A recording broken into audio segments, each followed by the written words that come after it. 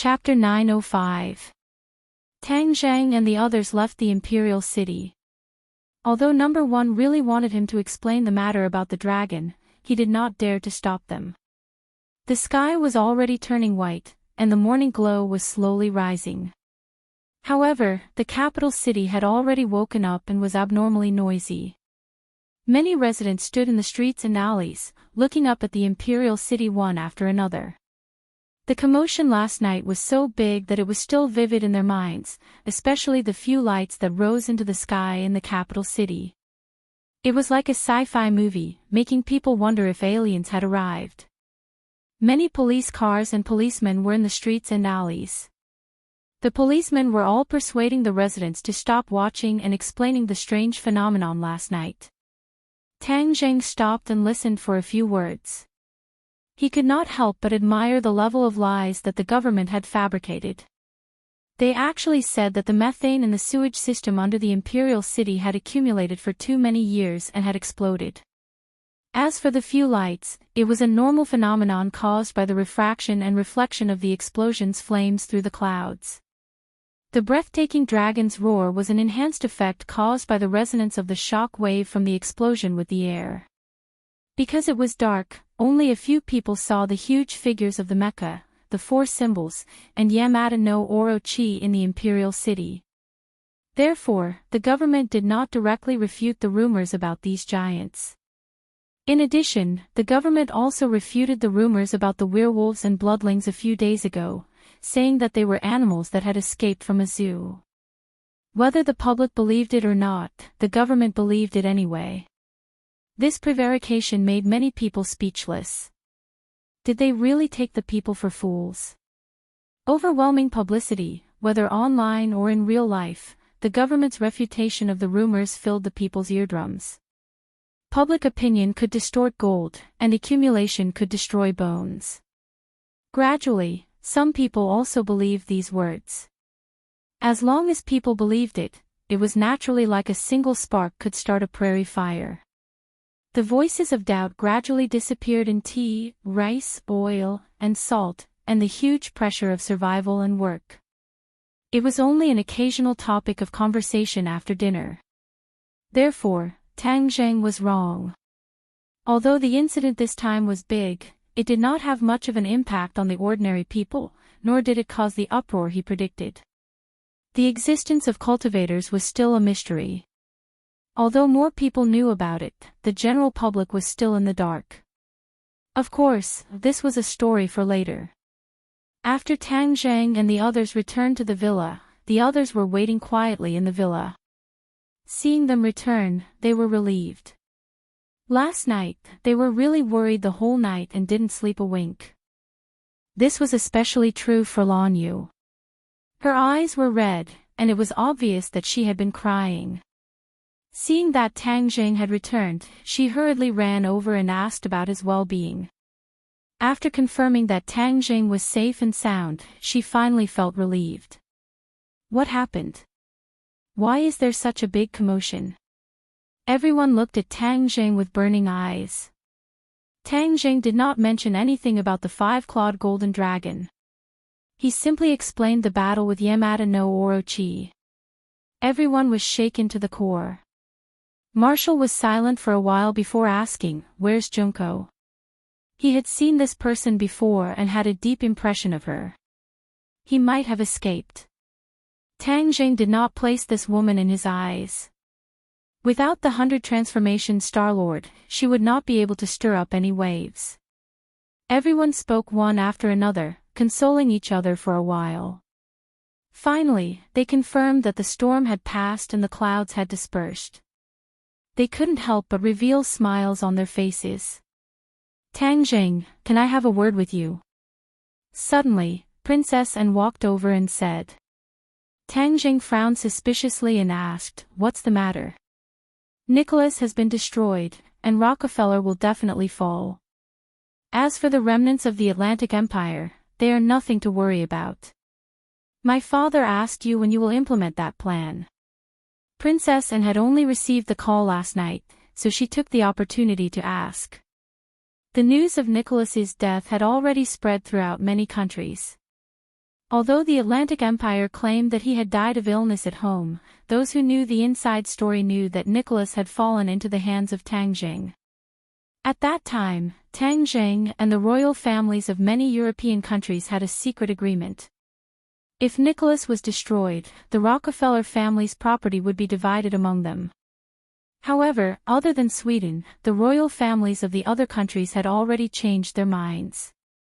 Now that the Swedish king had taken the initiative to mention this matter, it seemed that he was coveting the fat meat of Rockefeller and was preparing to make the first move. However, the Swedish royal family alone was obviously unable to compete with a group of tigers and wolves, so they were preparing to join forces with Tang Jing. Tang Jing still remembered that the Swedish king did not add insult to injury, so after thinking for a while, he said, "After a few days, when things are settled here, I will go to your country." This time, not only was he going, but even Mu Hongyan had to go, because there were many business operations, which was not his strong suit. Moreover, Mu Hongyan had already made arrangements in Europe and now was the harvest season, so of course she could not be absent. As for Tang Jing, he was going to hold the line, so that the rascals would not dare to look down on Mu Hongyan, a woman, so that her actions would be smoother. And heard this and smiled with relief, then came to Tian Chanzi's side and said, "Master, my father invited you to visit my country. I wonder if Master can do me the honor." After he finished speaking, he looked at him with a smile, blinking his sparkling eyes like a big doll. Tian Chanzi's heart skipped a beat. He had always been thinking about the spar, and was sure that the Swedish royal family definitely had more than two of them.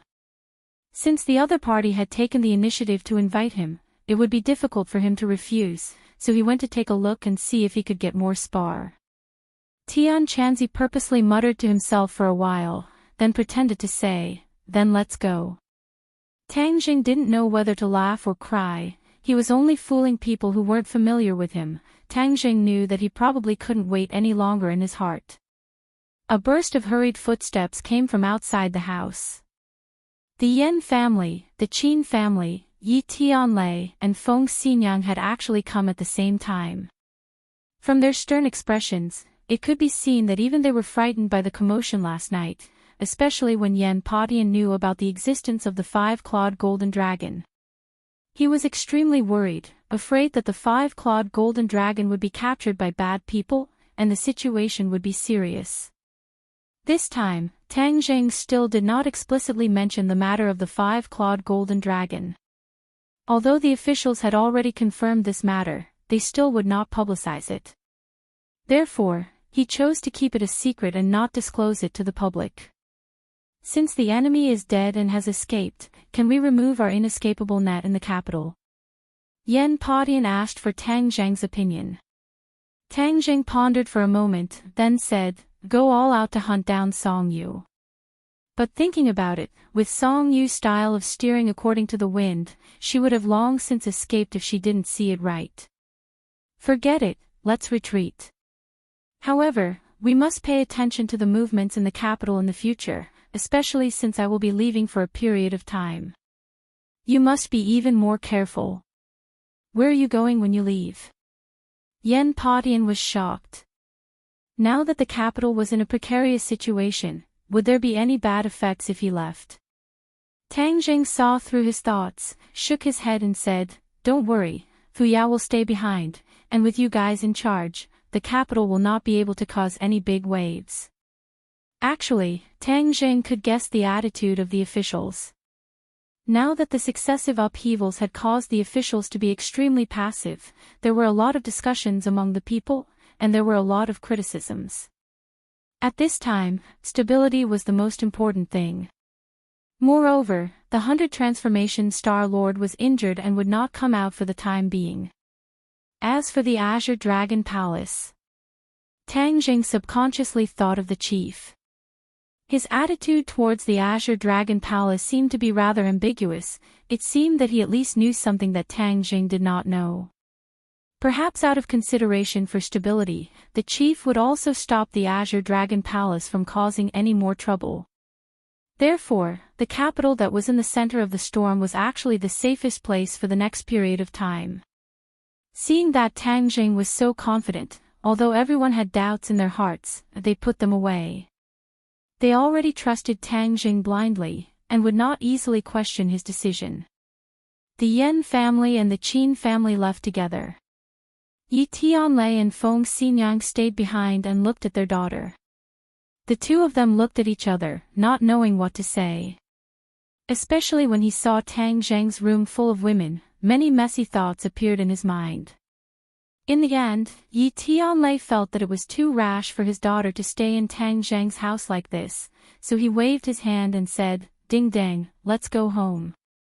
Yi Ding Dang was reluctant to part, but she was too embarrassed to say that she wouldn't go home. In fact, in the past few days, when she had been with everyone day and night, she actually had a feeling of gradually merging with them. She originally thought that she would have a very strong resistance in her heart, but it did not erupt as expected. This made her very surprised, and no matter how hard she scratched her head, she could not think of a reason. When Tang Jing heard this, he also looked at Yi Dingdang somewhat awkwardly. He couldn't stay, but he also couldn't not stay. This was really a difficult problem.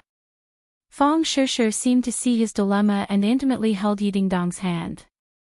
She said with a smile, "Uncle, just let Dingdang stay here. There are many rooms here, and we can even be companions and whisper to each other." Feng Shishir and Yi Dingdang had gone through thick and thin together. In the past few days, they had been together day and night, so their relationship had improved greatly. Although Tang Jing was surprised, he looked at Feng Shishir very gratefully. Feng Shishir smiled sweetly and gave him a reassuring look. Yi Dingdang did not expect Feng Shishir to be so magnanimous and actually take the initiative to ask her to stay. Not only Yi Dingdang, but even the others looked at Feng Shishir with incomparable surprise. Everyone knew that Feng Shishir was Tang Zheng's girlfriend in name. Moreover, the unclear relationship between Tang Zheng and Yi Dingdang was obvious to all. She actually took the initiative to ask Yi Dingdang to stay. This kind of breadth of mind was really hard for others to reach. Wu opened her mouth, but in the end, she did not say anything. Although she could accept Tang Zheng's romantic affairs, for her to immediately be so magnanimous, with her personality, it was impossible for her to do so. Lu Qingmei's position was even more awkward. But seeing Yi Tianlei and his wife's hesitant appearance, and then looking at Tang Jing, she took a deep breath and resolutely stood up and persuaded, "Shishir is right. With so many girls living together, we are actually quite happy. We can also take care of each other." Yi Tianlei slapped his forehead. Heavens, even the teacher came out to ask them to stay. That's not right. Teacher Lu seemed to have always been living here. Could it be that with Tang Jing, he did not dare to think about it anymore? This relationship was too messy. He was a bit dizzy, so he kept his mouth shut and did not say anything. He gave the initiative to Feng Xinyang. Feng Xinyang thoughtfully looked at the people involved. The corners of her mouth immediately blossomed into a smile. She kindly said, "Since it's like this, then stay." Yi Dingdang's heart relaxed. She also subconsciously wanted to stay. Chapter 906. Feng Xinyang and Yi Tianlei left. On the way back, Yi Tianlei couldn't help but complain, "What's wrong with you? You actually agreed to such an absurd thing." Feng Xinyang's lips curled up and said, "Absurd? Of course it's absurd. Didn't you see the situation in that room? You're pushing your daughter into a fire pit." Yi Tianlei earnestly said. "Is it really a fire pit? You men only know how to look at the surface and not the essence." Feng Xinyang shook her head and sighed. Yi Tianlei suspiciously looked at his wife. "What do you mean by that? Could it be that you still don't understand our daughter's thoughts? Her heart is completely entrusted to the little handsome guy. If you let her come back, wouldn't that be giving the little handsome guy to someone else? How can I, Feng Xinyang's daughter, do such a foolish thing?" But Feng Xinyang domineeringly waved her hand. "No buts. If you don't rely on yourself to fight for your own happiness, do you expect others to give it to you? How can there be such a good thing? Yi Tianlei helplessly looked at his wife and was speechless. Feng Xinyang's thoughts turned as she recalled the scene just now. She thoughtfully said, "Don't you think that Lu Qingmei and Tang Jing, the two of them?" Yi Tianlei was shocked. Actually, he also had this kind of misconception before. However, he immediately denied it.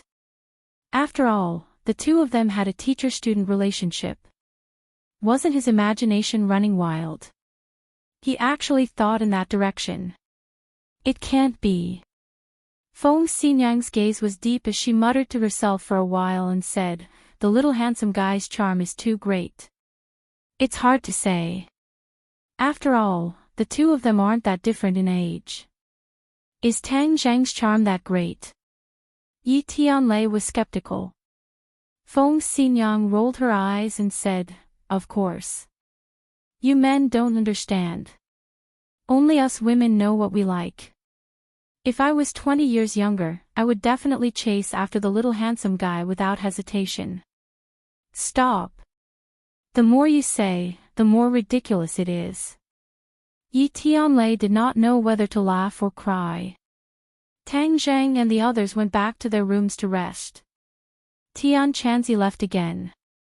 Huang Xiang stood at the door like a guardian, guarding against possible dangers that could appear at any time. Tang Zhang carried Xiaobai back to the room alone. Xiaobai was so lazy that he didn't even want to open his eyes. Based on his previous experience, Little White's transformation would take a very long time. It wouldn't be over in a short period of time, so he directly put it into Sumer world. He sat cross-legged on the bed, but didn't sleep. He closed his eyes and rested, recalling every detail of the night. Without a doubt, although this night was incomparably dangerous, it was still a fruitful harvest. The hidden danger of the five-clawed golden dragon had been eliminated. He didn't need to worry about the officials and the Azure Dragon Palace getting involved with the five-clawed golden dragon. In addition, after the five-clawed golden dragon regained his freedom in the future, he wouldn't hurt ordinary people. This was what Tang Jing valued the most. Otherwise, he wouldn't be able to get over the hurdle in his heart if he released a calamity that would bring disaster to the world. Another gain was that Xiaobai had eaten the inner core of Yamada no Orochi. He was full of anticipation for what Xiaobai would transform into. Even Qi Yu was full of expectations. After all, Xiaobai was the descendant of the legendary holy beast of the witch tribe. Qi Yu was also full of curiosity. The last gain was Qi Yu's heart blood, which allowed him to temporarily get rid of the possible threat of Qi Yu, so Qi Yu didn't dare to act rashly. The energy in that drop of heart blood was too strong. It was like the vast sea, and the energy was like the seawater in the sea. Tang Zhang had only absorbed a little, but he had already reached the 8th grade of the Gold Core realm. Of course, he wouldn't stop here. He wanted to absorb more energy in one go. "Tang Zhang, what are you doing?" Qi Yu knew what Tang Zhang was thinking and hurriedly asked. The inner demons were watching the show from the side. They gloated and said, "In order to improve his cultivation, the young man absorbed a little energy from your heart blood. You have so many opinions and are so noisy. You really don't have any manners." Qi Yu was furious. "He didn't absorb your energy. Of course you can make sarcastic remarks." The inner demons chuckled. "If he can absorb my energy for his own use and improve his cultivation, of course I don't mind contributing a little." The inner demon's generosity made Qi Yu even angrier. "It's easy for you to say that. You clearly know that Tang Jing can't absorb your energy, so you're pretending to be generous. Don't think that I don't know what you're thinking. Tang Jing, don't listen to the inner demons. If my energy decreases, he can suppress me. This is not good for you." Qi Yu tried his best to persuade him, but Tang Jing snorted. Qi Yu's words could only be trusted 30%. Moreover, He had already proven that he could increase his cultivation by one level just by absorbing a little bit of energy.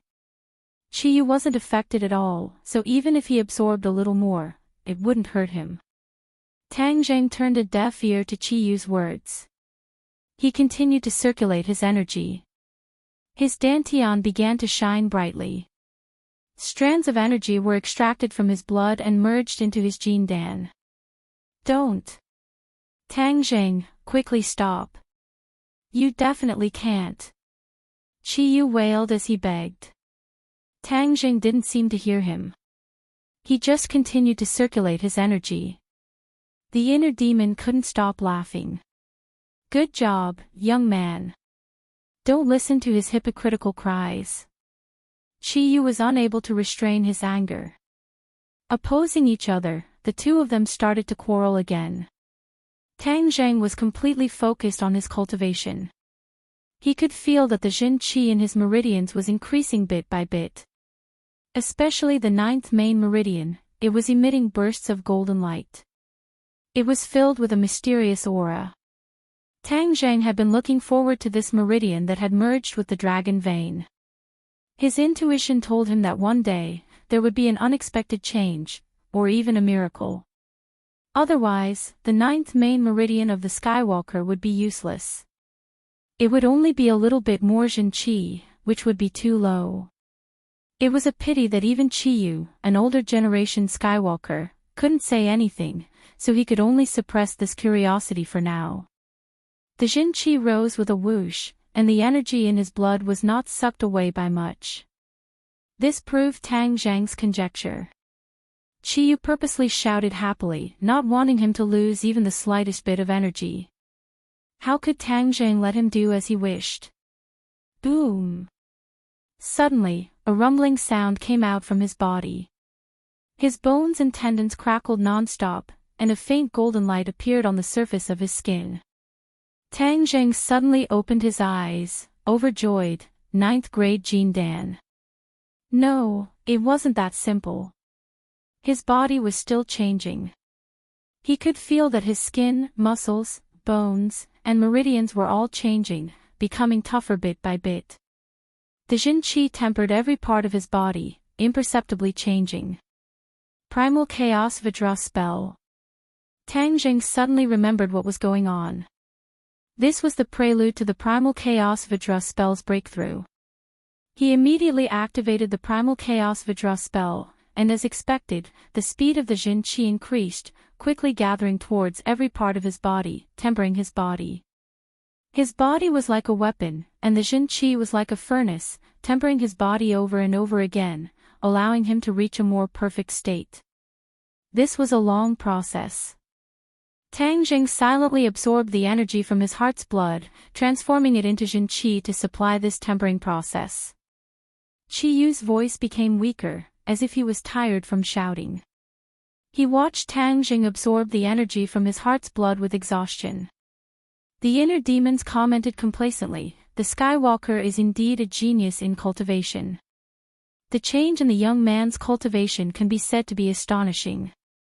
This is your witch clan's Primal Chaos Vajra spell, right?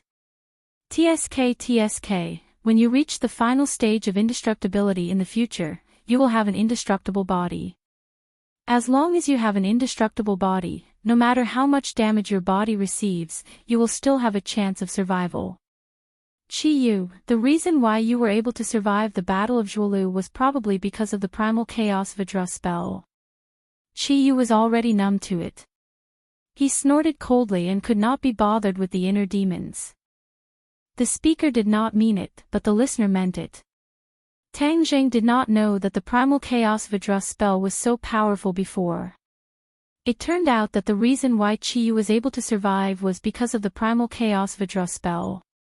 Then he had truly underestimated this cultivation technique in the past.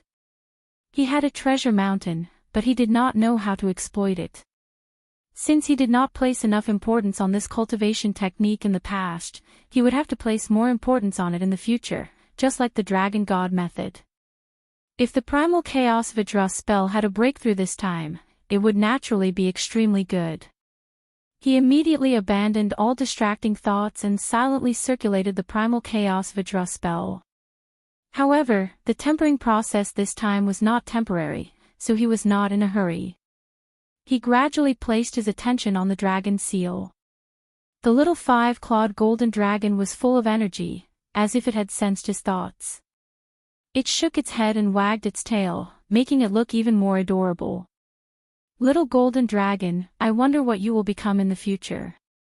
Tang Jing thought in anticipation.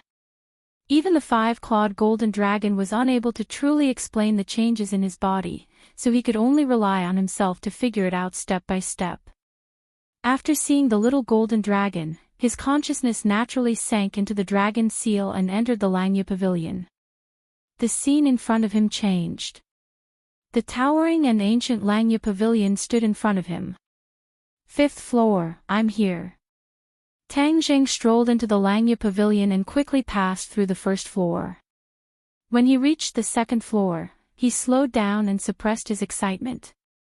When he reached the 3rd floor, his state of mind had completely returned to normal. He did not know what was waiting for him, so he did not dare to let his guard down. Back then on the 4th floor, if he had not walked out of the exorcist mirror's illusion, the consequences would have been unimaginable. Therefore, although the exorcist mirror was good, it was also risky. Otherwise, if it could easily exorcise a person's inner demons, why did even a peerless powerhouse like Chi Yu still have inner demons? When he stepped on the 4th floor, he subconsciously glanced at the exorcist mirror. It was still quietly placed not far away. This time, he did not fall into the illusion as soon as he stepped on this floor like the last time. However, when he saw the exorcist mirror, another thought flashed through his mind. There were so many people in the dragon clan. If someone did not walk out of the illusion of the exorcist mirror, what would the consequences be? This question could only be answered by the real dragon clan. He, an imposter, would not know the truth for the time being. He walked up to the 5th floor and glanced out of the window. This was already very high, so he could see the scenery below. However, the scene in the distance was very blurry and could not be seen clearly. Only then did he realize that after coming to the Langya pavilion so many times, he had only entered the Langya pavilion and had not explored the places outside the Langya pavilion. Those places were chaotic, as if shrouded in fog. Chapter 907. Tang Jing withdrew his gaze and turned to look at the 5th floor. There were no more bookshelves or weapons in the room. Instead, there were bronze figures. Each bronze figure was in a different posture. One of its hands was grasping in the air as if it was holding something in its palm. Their expressions were different. Some were angry, some were happy, and some were sad. It was a vivid portrayal of a person's 7 emotions and 6 desires. When Tang Jing saw this scene, he was very curious. What was so strange about these bronze figures? Were they like the 4 symbols venerables? But their bodies were not tall. They were no different from ordinary people. There were 36 of them, and they stood in picturesque disorder in every corner of the room. Tang Jing cautiously took a few steps forward and walked to the center of the bronze figures.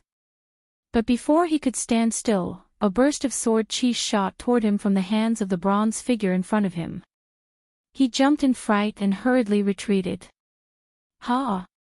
But he found that he was in a quagmire. He could only watch as the sword chi attacked, but he could not dodge. Phew! The sword chi shot into his body, but it did not cause any harm. He only felt that there was an additional burst of sharp sword chi in his meridians. He did not understand what was going on. This was not like the lower floors. The secret manuals and treasures on this floor were offensive. Just like the exorcism mirror, opportunities were accompanied by dangers. He did not dare to lower his guard. Whoosh! Whoosh! Whoosh! Several more bursts of sword chi shot out from the hands of the bronze figures in all directions. Only then did Tang Jing notice that they were grasping in the air. It was very similar to the posture of holding a sword. The bursts of sword chi also shot out from their hands. Just like before, Tang Jing tried his best to dodge, but he could do nothing. He could only watch as the sword chi shot into his body. 36 bursts of sword chi shot through his meridians like wild horses out of control. He felt like his heart was being pierced by thousands of arrows. Ah! He subconsciously cried out in pain. Cold sweat broke out all over his body, and his cheeks and neck turned red. What is going on? He did not know what to do and hurriedly tried to calm the bursts of sword chi. But they were very strange. They were as slippery as loaches. He could not calm them at all. Whoosh! Suddenly, a gust of wind rang in his ears again. Tang Jing hurriedly raised his head and looked over. He saw the bronze men moving, shuttling back and forth, as if following a certain trajectory. Waves of invisible sword chi rose under their guidance, intertwining with each other in mid-air, finally forming a pattern of yin and yang fish. Tang Jing was shocked. He stared at the yin-yang fish, and the pattern began to spin rapidly again. The atmosphere in the large room changed rapidly, giving people a sense of oppression. It was as if a huge rock was pressing down on their chest, making it hard to breathe. Tang Jing was not in the mood to pay attention to this change, because his meridians were almost riddled with holes from the 36 sword chis. Ah! Tang Jing growled as his golden core spun rapidly. His genuine chi surged like a flood, rushing into his meridians in an attempt to resist the sword chi. He could not help but think that if Chi Yu and the inner demons were here, they might be able to guide him. But once they entered the Langya Pavilion, their consciousness was completely blocked, and there was no way for them to take half a step forward. Therefore, he could only rely on himself. He gradually realized that although the Langya Pavilion was a treasure house, there were also many dangers. Opportunities and risks coexisted. If he could not resolve the risks, he was afraid that the gains would not make up for the losses. He had an impulse to ask the five-clawed golden dragon. In the past, the five-clawed golden dragon had always told him to explore the Langya Pavilion by himself, but he did not tell him that there were so many dangers. But now was not the time to complain. The most important thing was to get rid of the sword chi. The genuine chi surged into his meridians and clashed with the sword chi. The sword chi finally stopped and was forced to retreat. Tang Jing was overjoyed. In a spurt of energy, his genuine chi surged and forced the sword chi to retreat. Oh no! Seeing the sword chi's retreat path, Tang Jing shouted because the sword chi had retreated directly into his mind. The brain was the most mysterious and fragile part of the human body. If the sword chi was so sharp, wouldn't it be terrible? But it was too late. The sword chi retreated into his brain like a fish swimming into the sea, overturning the river and sea. The sword chi moved horizontally and pierced into various areas of his brain. The genuine chi quickly blocked, but the sword chi was ready to be released. In an instant, there was a momentum that was out of control. Tang Jing screamed and held his head. His brain seemed to be about to explode. Suddenly, a golden light rushed out from the little golden dragon in the dragon seal and rushed into his brain. The crazy sword chi immediately calmed down. The pain stopped. Tang Jing looked inside his brain in disbelief. The golden light released by the little golden dragon had such a magical effect that it completely overshadowed the genuine chi. The sword chi calmed down, but did not disappear. It intertwined and wandered in his mind and slowly condensed. Not long after, it turned into a yin-yang fish, exactly the same as the one in midair. At the same time, the yin-yang fish in midair descended and covered Tang Jing's head. It rotated for a while and directly sank into his scalp. The two yin-yang fish merged and bloomed two rays of light, one black and one white. Tang Jing was startled as he discovered that one sword technique after another rose into the air from the yin-yang fish and was imprinted in his mind. Taiji yin-yang sword technique. A few big words flashed and disappeared into the yin-yang fish. Tang Zheng was stunned. It was unbelievable. This was a set of sword technique. The posture of the bronze figures was a sword move, and the sword chi that shot out also represented a sword move. In the end, the sword chi was appeased and branded in his brain, forming a complete set of 36 moves of Taiji yin-yang sword technique. This set of sword technique was a combination of yin and yang, and it was perfectly compatible with the Tao of heaven and earth. It was a rare sword technique. Although Tang Zheng had not learned it yet, he could already tell that it was definitely more mysterious and powerful than the heavenly fairy sword technique. Hadn't he been looking for a more powerful sword technique? He didn't expect to find it. However, the process of searching was too dangerous, and he almost lost his life. If I didn't hold on just now, would I really die here? He couldn't help but ponder. No, Langya Pavilion is too mysterious. I have to ask the five-clawed golden dragon again. It didn't say anything before, but this time, it's not up to it. He didn't know that the Taiji yin-yang sword technique focused on the balance of yin and yang. It was not a problem for ordinary people to cultivate it, but Tang Zheng had the 9-yang saint body, the body with the heaviest yang qi in the world. Although this kind of physique was rare for cultivation, and could allow one to cultivate many techniques with twice the result with half the effort, the Taiji yin-yang sword technique was an exception. Therefore, to an ordinary person, this was a very simple matter, but to Tang Zheng, it was very dangerous. If it was an ordinary person just now, after the 36 sword chi shot into their body, they would definitely not scatter around. This was because an ordinary person's body was in balance of yin and yang. Even if there was a deviation, it was still within an acceptable range. The 36 sword chi would smoothly converge into this set of sword technique and be branded in one's mind. However, Tang Zheng was different. His physique was too special. This was originally an advantage, but it had become a fatal flaw here. But at the final moment, the little golden dragon in the dragon seal showed its might and finally calmed the restless sword chi, pulling Tang Zheng back from the gates of hell. Tang Zheng still didn't know the reason behind this. He just looked at the Taiji yin-yang sword technique curiously. Although there were 36 moves, they were subdivided into 6 levels. Each level contained 6 sword moves. One had to gradually cultivate the corresponding sword moves in order to enter the next level. He simply started to cultivate. The first move of the first level was very simple. With a thought, a bronze man appeared in Tang Zheng's mind. It quickly moved, and a surging sword chi shot out from its hand with great power. Tang Zheng remembered this move, but subconsciously turned his head to look around, as if he wanted to see if the bronze men were still there. They had unknowingly returned to their original state, so quiet that it was as if they had never moved. The air was calm, and there was no trace of sword chi. It was as if this was an ordinary room, and they were dead bronze men. Tang Zheng shook his head. This sword technique was too mysterious. It had actually been integrated into these 36 bronze men. It was really unheard of, and he didn't know who had created it.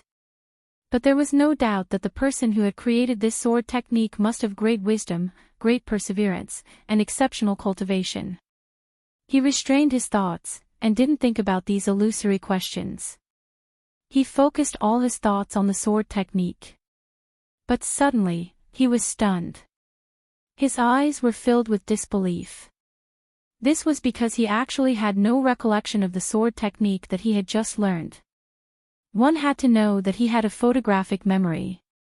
He could remember almost anything that he saw once. But why did he have no recollection of the sword technique he had just seen? He only knew that this sword technique existed. As for how to use it, he had no clue. His mind was blank. Strange, too strange. His expression became particularly serious. He racked his brains, as if trying to remember a little bit, but still came up empty-handed. He couldn't help but immerse his mind in that sword technique, wanting to learn it again. Ah! That sword technique had actually disappeared. It had completely disappeared from his mind, as if it had never appeared. But he knew that it had been imprinted in his mind, so how could it disappear in the blink of an eye? It was too strange. He subconsciously looked at the yin and yang fish in his mind. It was calm and slowly rotating. But there was an additional white line in the black fish. Tang Zheng was shocked. He was sure that the black fish was as black as ink, and definitely didn't have this impurity-like white line. He couldn't understand it. The first technique he had learned had completely disappeared, and he couldn't remember it at all. And there was an additional white line in the black fish. Could it be that there was some connection between the two? Tang Zheng shook his head. He really couldn't understand this. He could only suppress the doubts in his heart and ask others for help in the future. Chapter 908. The second sword technique was not complicated either. Tang Zheng followed suit, and when the small copper man's movements appeared in his mind, he also followed suit. This time, his consciousness did not leave his brain. He wanted to firmly remember this sword technique, but strangely, his memory became more and more blurry. Not long later, he could not remember how to use this sword technique at all. His entire body stiffened as his arm hung in the air. No matter how he gestured, he felt extremely awkward. He could not find any sense of familiarity at all. He was stunned. This sword move had disappeared from his mind, and it was under the condition that his consciousness was extremely clear. This was not evil, it was simply like seeing a ghost. He scratched his ears and cheeks, unable to think of a reason why. I don't believe it. Let's learn the third move. Tang Zheng thought about it, but the third copper man did not appear in his mind. Instead, his head hurt as if it was being pricked by needles, causing him to temporarily lose his ability to think. After a long while, the pain finally disappeared. His brows were tightly knitted together. Looks like I still can't learn the third move. Even that copper man didn't appear. In fact, when my brain thought about the third move, it actually hurt like hell. This sword technique is really powerful. I'm already at the 9th stage of the Jindan stage, but I can only learn 2 moves. How high would my cultivation be to learn the remaining 3 moves? How high would my cultivation be to learn all 14 moves? His expression darkened. So what if he finished learning it? If he didn't learn it, he would forget about it completely. He temporarily threw the Taiji 2 form sword technique to the back of his mind and observed this floor to see if there were any other useful things or introductions to this sword technique. However, after searching for a long time, other than these 36 copper men, there was nothing else of value. He subconsciously glanced at the stairs leading to the 6th floor, and a complicated expression flashed across his eyes. In the past, he had always thought that there was a treasure trove on every floor, but now he understood that it was not as simple as a treasure trove. At the same time, there was also a huge hidden danger. Time flew by. His time in the Langya Pavilion was up, and he was forced to leave. He slowly opened his eyes and found that he was still sitting cross-legged on the bed. The faint golden light on his skin had actually disappeared, and his bronze skin was as tough as iron. His heart skipped a beat, and he was pleasantly surprised. Vajra body, the chaotic Vajra spell has actually completed the tempering of the body, reaching the 4th level, Vajra. He touched his own skin, which was even more lustrous than before. He raised the war soul sword and stabbed himself, but it did not pierce through. Even if the war soul sword was not activated, it could still cut through hair and cut iron like mud, but it could not hurt his skin. This was the true invulnerability of the Vajra body. Of course, if he activated his innate chi, the power of the war soul sword would increase greatly, and his Vajra body might not be able to block it. He wasn't bored enough to actually use his own body for such a dangerous experiment. He stood up and stretched his muscles. His bones crackled as if he had been reborn. Young man, your chaotic Vajra spell has actually broken through. Congratulations. The inner demons congratulated him. Chiyu coldly snorted and said, he is a celestial. Cultivating the chaotic Vajra spell is already twice the result with half the effort. What is there to congratulate? The inner demons chuckled, you should congratulate him on his progress. Only you would be so petty. Isn't it just him absorbing a little bit of your blood and sweat? Young man, why don't you continue to absorb a little more energy in one go and break through the Yuaniing realm in one go? Inner demons, you're going too far. Chiyu was furious at such provocative words, afraid that Tang Jing would really do it, and hurriedly advised, Tang Jing, don't listen to his bewitchment. From the Aurous core to the Yuaniing is a very important transition process. This is related to the speed of your cultivation in the future, as well as how far you can go in the future. If the condensed Yuaniing is too weak, then you won't be able to do much in the future, and your cultivation will stop at the Yuaniing realm. Tang Zheng was not a person who only listened to one side of the story. He remembered that when he was going from the fasting realm to the Aurous core realm, the Empyrean fairy had also said the same thing. The transition between realms was a very important period, and he definitely could not let his guard down. On this point, Chiyu was not lying. Of course, the other party definitely had his own selfish motives, and did not want Tang Jing to absorb the energy of his heart's blood so recklessly. As for the inner demons, as expected, these two were not easy to deal with. The inner demons were digging a hole for him again. If he rashly broke through to the Yuaniing stage, the condensed Yuaniing would definitely not be good, and his future cultivation would naturally not be that high. In this way, the inner demons would have an opportunity to take control of his body. You're really good at scheming. Tang Jing felt a chill run down his spine, and said unhappily, Inner demons, I'll mute you for 3 days as punishment. Ah, what did I do? The inner demons pretended to be at a loss and asked. You know very well what you did. Tang Zheng was too lazy to explain, and directly muted him. No matter how much the inner demons complained, they could not say a word. This is how you should deal with the inner demons. Chiyu also laughed gloatingly. These two were very happy to see the other party suffer. Tang Jing recalled the various strange aspects of the Taiji Yin-Yang sword technique, and asked, Chiyu, have you heard of the Taiji Yin-Yang sword technique? Chiyu thought for a moment and said, I don't know, there are thousands of techniques in the world, it is impossible for me to know all of them. Tang Zheng's expression darkened, and he did not give up and asked, then do you know what kind of technique will be forgotten immediately after practicing? Forget. Chiyu was confused. The purpose of cultivating a cultivation technique is to remember it firmly. How could I forget? If you really forget, how can you use it in the future? Tang Jing smiled bitterly, this was also his question.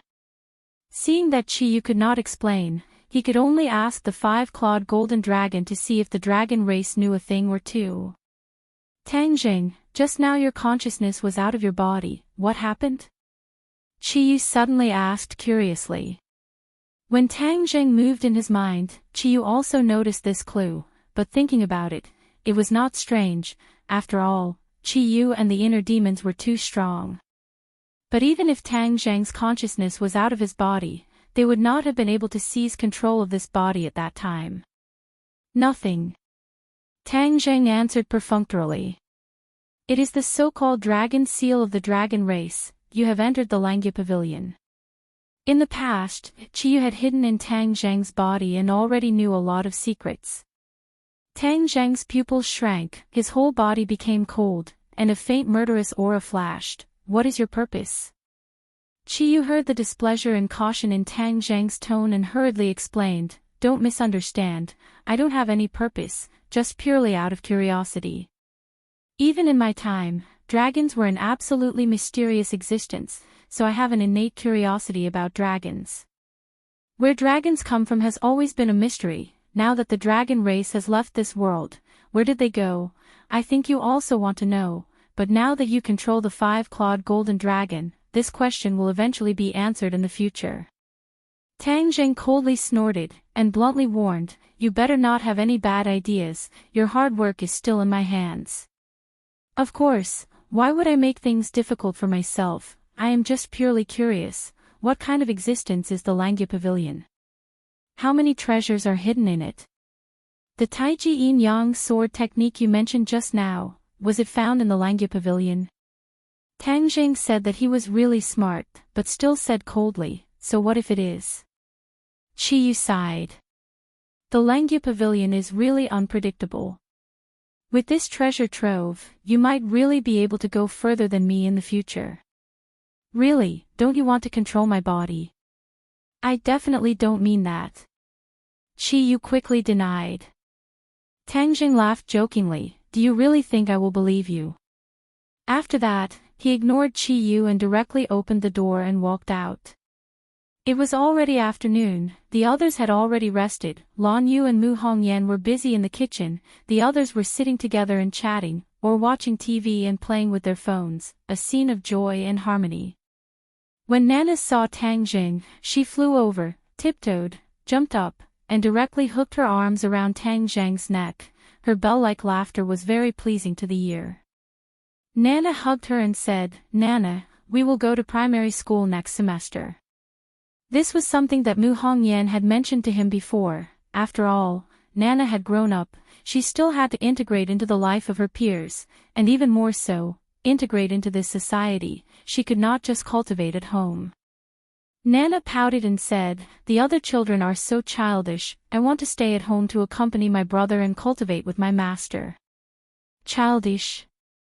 Tang Zheng was stunned for a moment, hearing this word from the mouth of a child. He did not know whether to laugh or cry. Where did you learn this word from? Nana proudly raised her head and said, Nana is so smart, of course it was self-taught.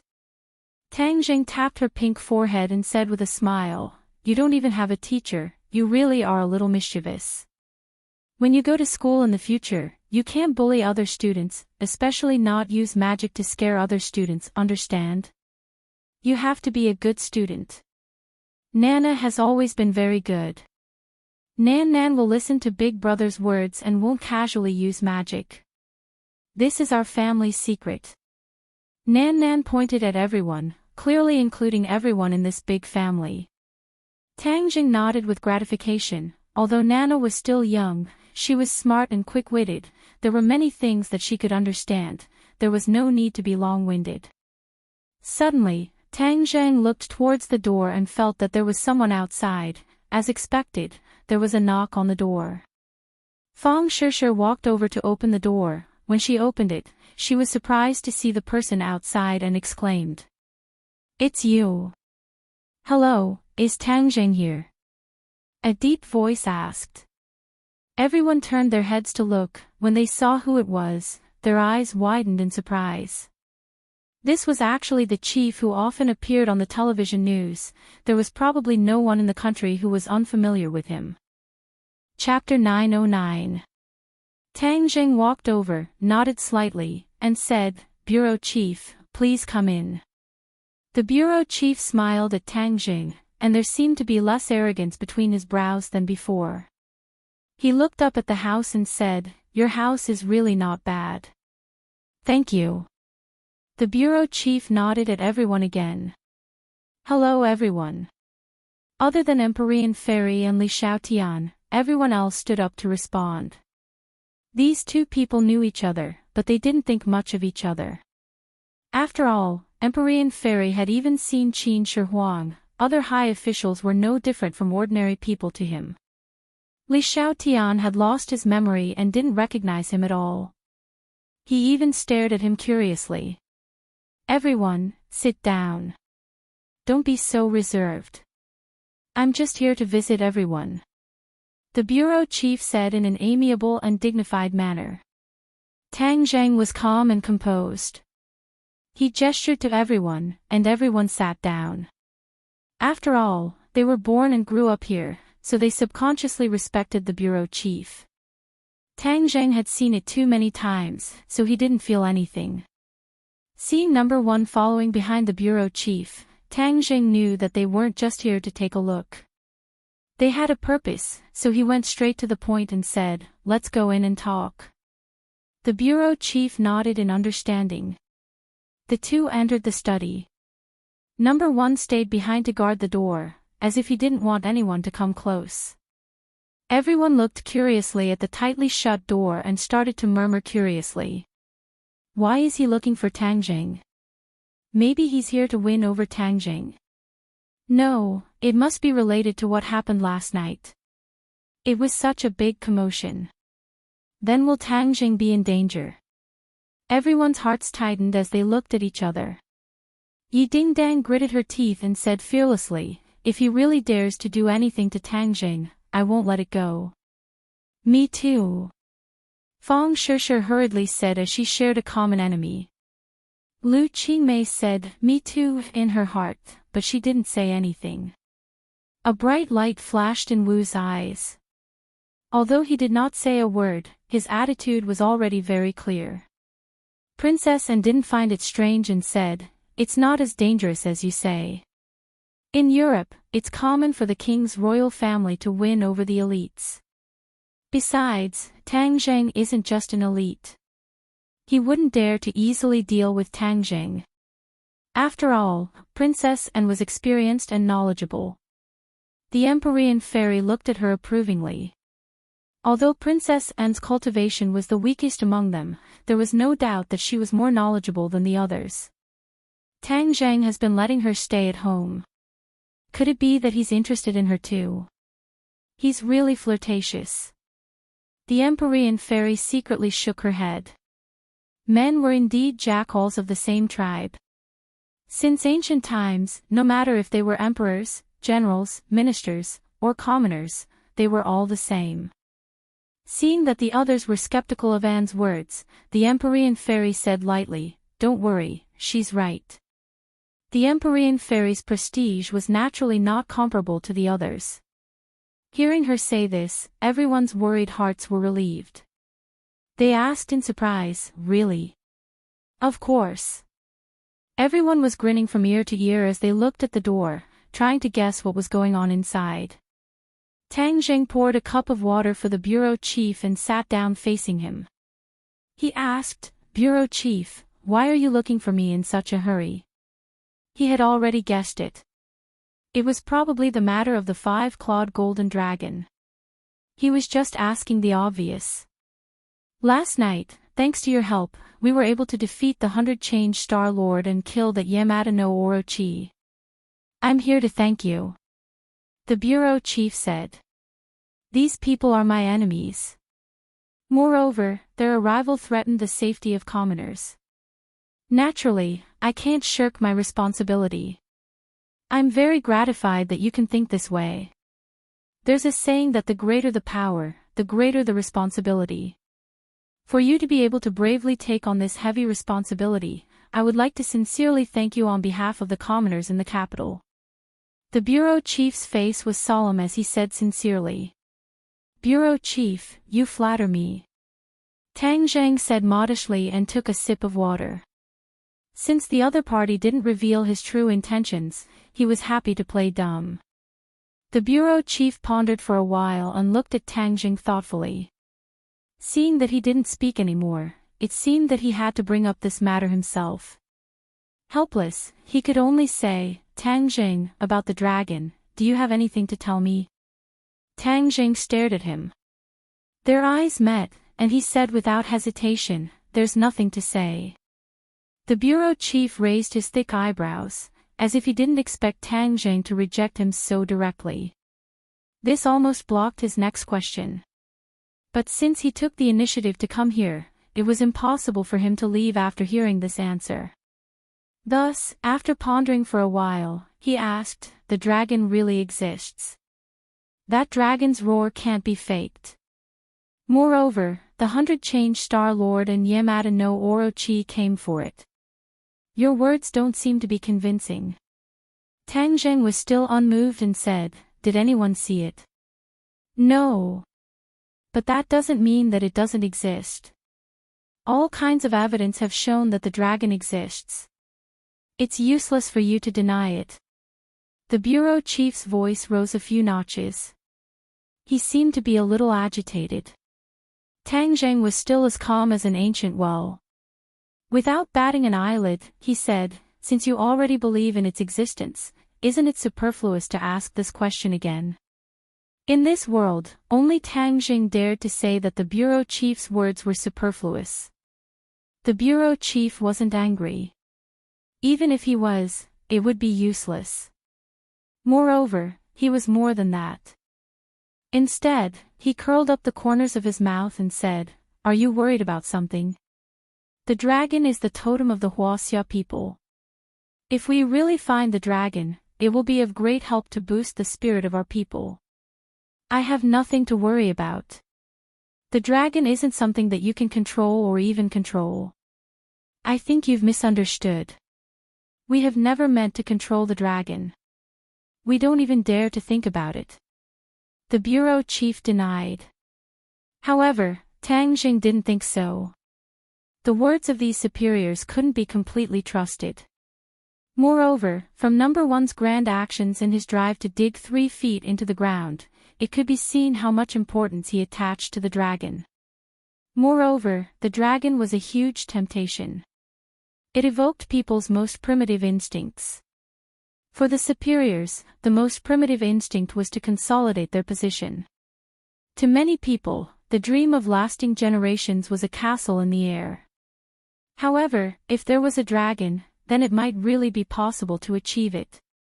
Tang Zheng could imagine how great of a temptation this was. Since you don't mean to do that, then there's even less need to see the dragon. Moreover, if the dragon really appears in the eyes of the world, I'm sure you know better than I do how much panic it will cause. No, you're wrong about that. We are the descendants of the dragon.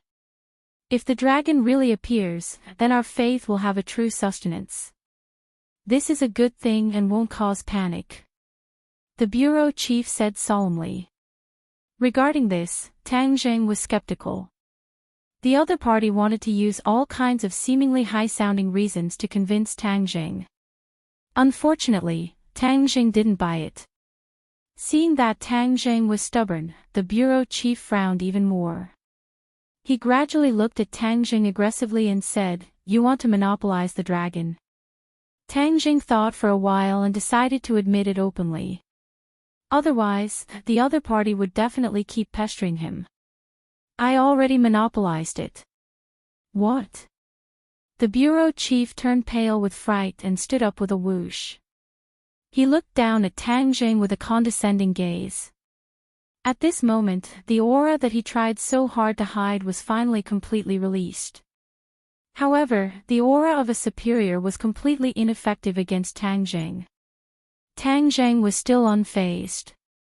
He looked into the bureau chief's eyes and said, "You've heard it clearly. Monopolize the dragon. What do you want to do?"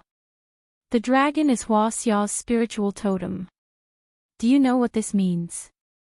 The bureau chief questioned. "I only know that if it's in my hands, it won't cause a disaster to this world." The bureau chief was skeptical. "We are the descendants of the dragon. Why would the appearance of the dragon bring a disaster to us?" "That's because it was imprisoned by humans back then. That's why it hates humans so much. Do you think it'll be grateful to humans or take revenge after it escapes?" The bureau chief was speechless for a moment. Because this was beyond his knowledge. He didn't know that the dragon was imprisoned by humans. He subconsciously thought that the dragon was very close to humans. That was why he was so confident that he could control the dragon and use it for himself. Looking at his changing expression, Tang Zheng's head moved. He suddenly thought of a plan and asked coldly, "Are you related to the Great Lord?" "Yes." "Ah. What did you say?" The bureau chief's mind was completely immersed in the world of the dragon. He didn't expect Tang Zheng to throw this question out of the blue. His subconscious answer immediately exposed the truth. Although he immediately realized that something was wrong and quickly tried to remedy it, it was still too late. Tang Zheng's eyes flashed. This was just a guess in his heart. He didn't expect that he would be able to trick the bureau chief into revealing the truth. At that moment, the shock in his heart could be imagined. The bureau chief was actually related to the Great Lord. Was it him or the government that was related to the Great Lord? How deep was this relationship? No wonder he rejected the idea when he mentioned the Azure Dragon Palace. It turned out that they were together. He had been fooled for so long and had been kept in the dark for so long. A strong sense of vigilance surged in his heart. However, because the other party had a close relationship with the Azure Dragon Palace, he definitely knew a lot about the Azure Dragon Palace. Let's see if we can trick him again. The bureau chief was confused by Tang Zhang's question. Only then did he realize the big problem. He frowned and stared at Tang Zhang. With an unfriendly expression, he said, "Are you tricking me?" Tang Zhang said with a fake smile, "I just don't want to be kept in the dark." "Then, have you always been telling the truth? When I asked you about the dragon, you should remember how you answered me, right?" The bureau chief asked back. Of course, Tang Zhang remembered. They didn't open up their hearts to each other. They were wary of each other and tried to cheat each other. No one could blame the other because their positions and interests were different. Tang Zhang wasn't a saint. Of course, he wouldn't stand on the moral high ground and criticize anyone. Chapter 9-10. The bureau chief couldn't do anything about Tang Zhang's attitude. If the Azure Dragon Palace found the dragon, he would have nothing to do with it. It was true that he had a close relationship with the Great Lord, but they were just using each other to maintain a fragile alliance. He couldn't command the Great Lord, and the Great Lord couldn't control him. That was why he wanted to rely on Tang Zhang to restrict the Azure Dragon Palace. But now it seemed that Tang Zhang wasn't that easy to control. His strength increased too quickly, and he was too mysterious. Now that the grudge had been formed, he couldn't make Tang Zhang change his mind. He couldn't help but feel a little annoyed. Tang Zhang was too smart. He didn't investigate properly and was tricked into revealing the truth so easily. "I will definitely get the dragon." After a long silence, the bureau chief clenched his fists and vowed. Tang Zhang smiled. "Go ahead, as long as you have the ability." Tang Zhang was probably the only person who dared to question his ability in this world. He snorted coldly, "If you stir up trouble again in the future, I won't clean up after you anymore." It was obvious that Tang Zhang's actions this time had touched his reverse scale. Both sides were on the verge of breaking off their relationship. Tang Zhang wasn't scared. He said lightly, "As you wish." The bureau chief angrily opened the door. Everyone's eyes were immediately attracted. Feeling his anger, everyone's heart tightened. A thought appeared in their minds: the negotiation had failed. Number 1 was also shocked. The bureau chief was courteous and personally came to visit, but Tang Zhang didn't buy it. This was too daring. Under everyone's gazes, the bureau chief and Number 1 hurriedly left. The others quickly surrounded Tang Zhang and asked him questions. Even Lan Yu and Mu Hongyan walked out of the kitchen and looked at him nervously. Civilians don't fight with officials, especially such a high-ranking official. No one knew what would happen in the future.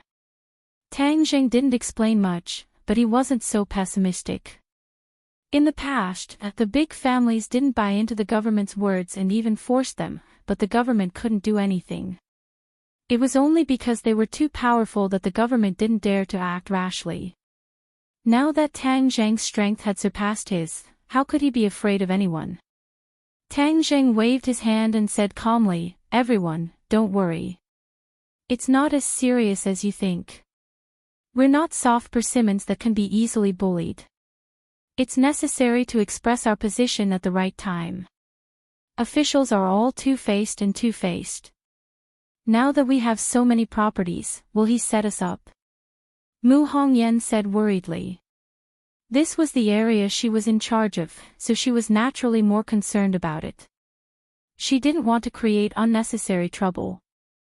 Since Sister Mu is worried, then let's go to Sweden immediately and make our plate bigger so that he won't dare to act rashly. Tang Zheng had started to set foot in his overseas business. When the time came, his domestic and overseas businesses would complement each other and complement each other. Naturally, his influence would be incomparable. No matter who it was that wanted to stir up trouble, they would have to think twice first. Speaking of which, he was still looking forward to Rockefeller's properties. After all, it was a big family with hundreds of years of history. It had a much deeper foundation than the few big families in the capital. Sister Mu nodded in agreement. Then we'll leave as soon as possible. And said excitedly, that's great. I'll arrange it immediately. She ran into her room to make a call. It's not safe overseas either. You must be careful. Fong Shishir looked at Tang Jing affectionately and reminded him. The others knew that he was going to do something important, so they didn't say that they wanted to follow him. They just kept reminding him. But the only regret was that they couldn't go to Azure Dragon Palace for the time being. Also, the bureau chief must have seen Li Xiaotian in the crowd just now. The news that Li Xiaotian was still alive would probably spread. Tang Zheng couldn't guess what the Lord would think, but he wasn't afraid. With the Empyrean fairy at home, it shouldn't be a big problem. The bureau chief left in a huff. Sitting in the Hongqi car, the atmosphere was a little tense. Number 1 sat in the front seat and could clearly feel the anger he was suppressing. Bureau chief, since Tang Zheng doesn't know what's good for him, we don't have to be angry with him. Number 1 advised carefully. What do you know? The bureau chief said in a low voice. I'm just a martial artist. Indeed, I don't know about national affairs. But Tang Zheng is different now. He's really too strong. Before Number 1 could continue, he was interrupted by the bureau chief. What do you think I'm going to do to him? Isn't that so? Number 1 was stunned. It seemed that his worries were unnecessary. He let out a sigh of relief. We can't touch Tang Jing for now, but we can't let him continue to develop like this. Or else, he will become a big problem one day. The bureau chief said. Then what should we do? Tell Yi Xuanji to come and see me. Yes. If the bureau chief wanted to see Yi Xuanji, he would definitely not personally visit him. This was the difference in strength between Yi Xuanji and Tang Jing. When Yi Xuanji heard the summons, he had a stomach full of questions, but he did not dare to delay and rushed to the courtyard house. The Ye family was no longer the Ye family of the past. Although the bureau chief had ordered to support the Ye family a while ago, it was still a short period of time after all, and the results had not been seen yet. Yi Xuanji was grateful for the bureau chief's support, but he was well aware that the other party wanted to help him fight against Tang Jing and Yan Padian. Could it be because of this again? But didn't Tang Jing turn the tide yesterday? Logically speaking, his relationship with the bureau chief should be further improved. Yi Xuanji could not figure out the mystery behind it. Under the lead of Number 1, he arrived in front of the bureau chief. Elder Yi, you're here. Please take a seat. The bureau chief took the initiative to stand up and welcome him. Yi Xuanji was flattered, but his expression did not change in the slightest. He sat down quietly and said, Bureau chief, what can I do for you to summon this old one? Elder Yi is a famous tea expert. How about you taste my Wui Mountain de Hong Pao first? The bureau chief was not in a hurry to reveal the answer, but said neither too fast nor too slow. Yi Xuanji did not ask any more questions. He picked up the teacup, took a sip, and praised, Good tea, this should be the tea from the old tea trees in Wui Mountain, right? Yes, there are only a few old tea trees left. Every year, there is only this little bit. If Elder Yi likes it, then bring a share back. The bureau chief said generously. This was a tribute, and ordinary people could not drink it at all. Yi Xuanji was a person who loved tea, so he accepted it respectfully. However, he was even more uncertain in his heart. If he gave a sweet date before talking about serious matters, then the following matter would not be a small matter. Elder Yi, I heard that the matters of the Ya family are now being taken care of by your grandson, Yi Ku. The bureau chief asked. Yes, after all, time waits for no man. This old one is already old, so it is better to leave it to the younger generation. I will enjoy a life of leisure. Elder Yi is too modest. You are old but vigorous. How many young people cannot compare to you? How can you just go into seclusion like this?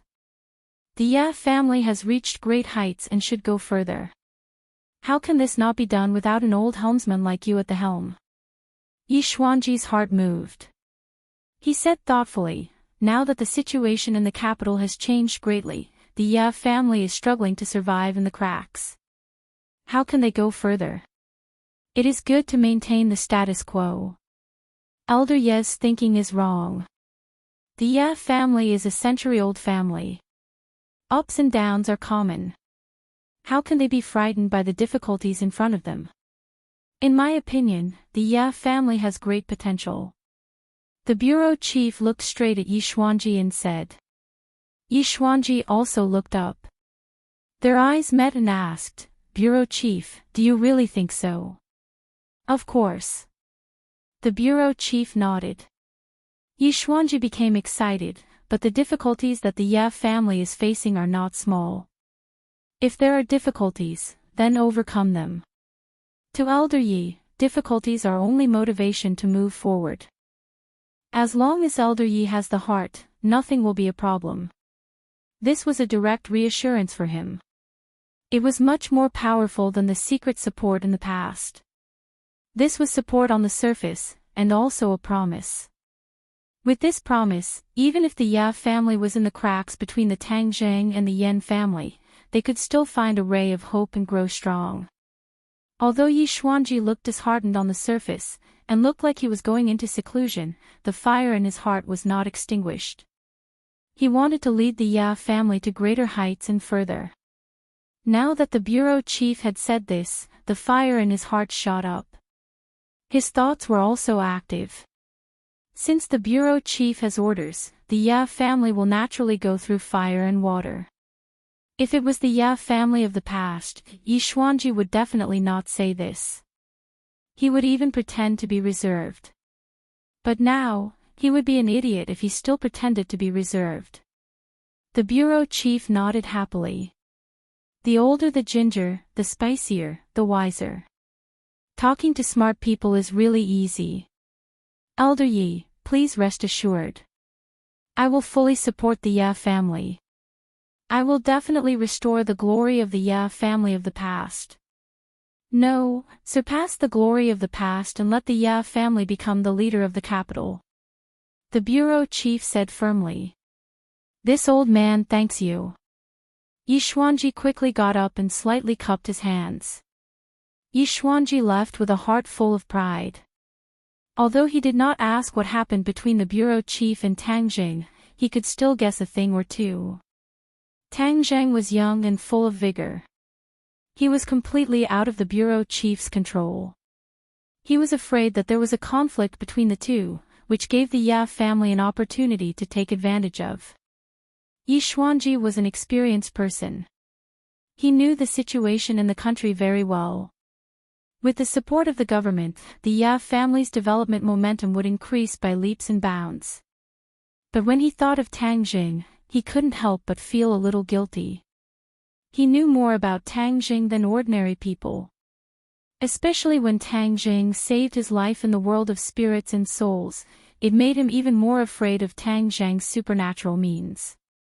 But things were unpredictable. He had already walked to the opposite side of Tang Zheng.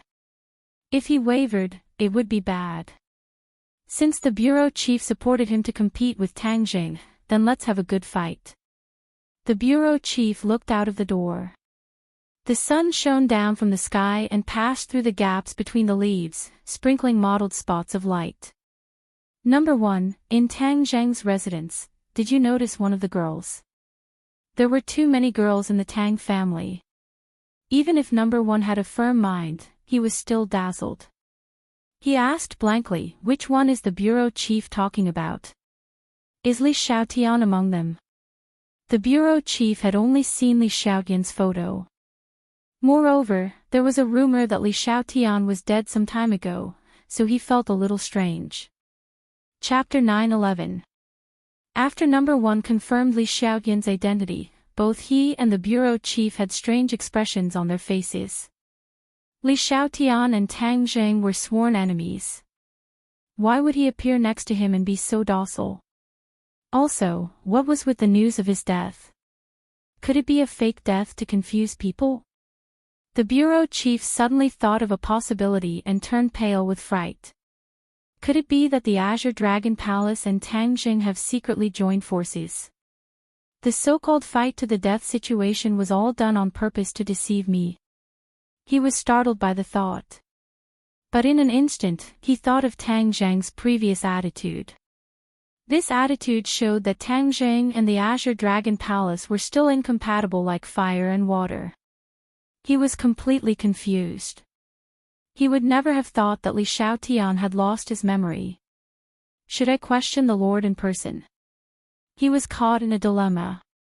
After hesitating for a while, he decided to suppress this discovery in his heart for the time being. Whether they are acting or have other plans, I'd better wait and see. Let them think that I haven't found out anything fishy about them. Because of this concern, the news that Li Xiaotian was still alive was concealed and not sent back to the Azure Dragon Palace. This was beyond Tang Zheng's expectations. And ticked. The princess's arrangement was very fast. Before Tang Zheng could go to the imperial city to ask the 5-clawed golden dragon about the Langya pavilion and the Tai Chi 2-form sword technique, she had already settled everything. Even Qi Yu and the inner demons could not recognize this sword technique. It was probably not simple. Tian Chanzi and the Empyrean fairy might not know either. Therefore, he did not ask them at all. The weather was clear and there were no clouds in the sky. Tang Zheng, Mu Hongyan, Tian Chanzi, and Princess An boarded the special plane to Sweden. Other than the flight attendants, they were the only passengers on the Gulfstream commercial airliner. And took on the role of a guide and introduced the culture and customs of her country to Tian Chanzi. Mu Hongyan inadvertently glanced at Tang Zheng and found that he was facing the window, seemingly admiring the scenery in the sky. Ever since the last time the two of them almost had sex, the two of them had not had any intimate contact. This was because Tang Zheng was too busy during this period of time. Moreover, they were under the watchful eyes of others, so the two of them did not have the guts to do so. Tang Zheng turned his head and coincidentally met Mu Hongyan's eyes. Mu Hongyan quickly averted her gaze, her ears turning red. This time, it was inevitable that the two of them would have a chance to be alone together. He wondered if something would happen. When she thought of this, her heart couldn't help but beat wildly. Ever since she had that thought, she felt more and more that Tang Zheng was full of charm that she couldn't resist. There were several times when Tang Zheng appeared in her dreams. When she woke up, she found that the sheets were wet, making her feel ashamed. Tang Zheng didn't think too much about it. He was thinking about the problems he would encounter when he went abroad. The plane smoothly landed on the runway. A motorcade was already waiting there. The red carpet was laid out all the way to the airport's gangway. Tang Zheng and the others walked out of the cabin door and saw two familiar people, the head butler of the royal family, Bruce, and the princess's bodyguard, Baser. The two people's eyes focused on the princess at the same time. They politely bowed and saluted, "Welcome back to the country. Welcome all the guests." Princess Anne smiled and said, "Bruce, don't be so reserved. They are very easy to talk to. Princess, etiquette cannot be abolished," Bruce solemnly said. Princess Anne secretly stuck out her tongue and didn't try to persuade him anymore. After all, she was a 19-year-old girl. When she stepped on her homeland, she was in high spirits. She took a deep breath and sighed, "Homeland is so good." Bruce added courteously, "Distinguished guests, please get in the carriage." The few people entered the two luxury cars. Princess and accompanied Tian Chanzi in one car. Tang Zhang and Mu Hongyan entered the car behind. The luxury car with the Swedish flag at the front drove out of the airport with the police car opening the way. Tang Zhang and Mu Hongyan both stepped on this country for the second time. They were not unfamiliar with it. They turned their heads to look at the scenery outside the window for a while. Then, they coincidentally withdrew their gazes. The two people's eyes inadvertently intertwined. Tang Zhang's head moved, but he didn't move away. Mu Hongyan's heart was in a panic. She quickly turned her head, trying to resolve the subtle awkwardness. Suddenly, her hand was tightly gripped by a large hand. Her breathing immediately quickened as her face blushed all the way to her ears. She was so charming and beautiful that she couldn't compare to anyone else. She tried to struggle, but to no avail. She could only let Tang Zhang hold her hand. As if holding a soft jade in the palm of his hand, Tang Zhang's heart rippled. His fingers gently slid in her palm. The slightly numb and itchy feeling made her heart feel like a cat was scratching it. It was very subtle. She glared at Tang Zhang, as if she wanted him to be more honest. However, Tang Zhang's mouth hooked up into a playful smile. His fingertips condensed a trace of true energy, which wandered in her palm. Her whole body trembled. Her body became limp and numb. She weakly leaned against the back of the seat and glared at him with hidden bitterness. This enemy, there was a driver in front, but he dared to be so brazen. He really wanted to die. He made a fool of himself. Her heart was burning. How could Tang Zhang not be? Seeing her breath like an orchid, he couldn't wait to continue what he had not finished last time. Dong! Tang Zhang's phone fell under the car. Tang Zhang bent down to pick it up. His body pressed against her thigh. Mu Hongyan was embarrassed and anxious. She knew that he must have done it on purpose. His face was almost pressed against her thin black silk stockings. Her skin could clearly feel the heat of his breath. Her heart almost jumped out of her throat, but she couldn't have too big of a reaction. Otherwise, if the driver in front saw it, what would he think? Tang Zhang picked up the phone, but was not in a hurry to get up.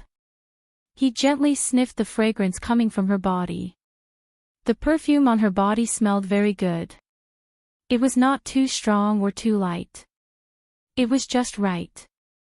Bo! Tang Zhang's lips gently kissed the back of her hand. She felt as if she had been electrocuted. Her whole body trembled. It was as if she had turned into a pool of water. Her eyes could even drip water. Moreover, she felt that her skirt was wet. She couldn't wait to find a hole to hide in.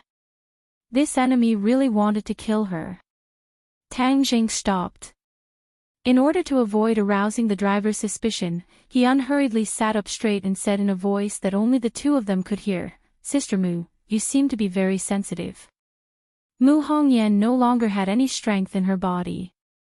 She could only look at him helplessly. After a while, she said, "Stop messing around. Otherwise, when we get off the car later, I will make a fool of myself." Tang Zhang smiled mischievously, then begged me. Mu Hongyan looked at him pitifully. Finally, she helplessly said, "I beg you. If you want to beg someone, you should at least give me a gift." Tang Zhang did not give up. "What gift do you want?" "Sister Mu, you are the best gift." This sentence ruthlessly hit the softest part of her heart.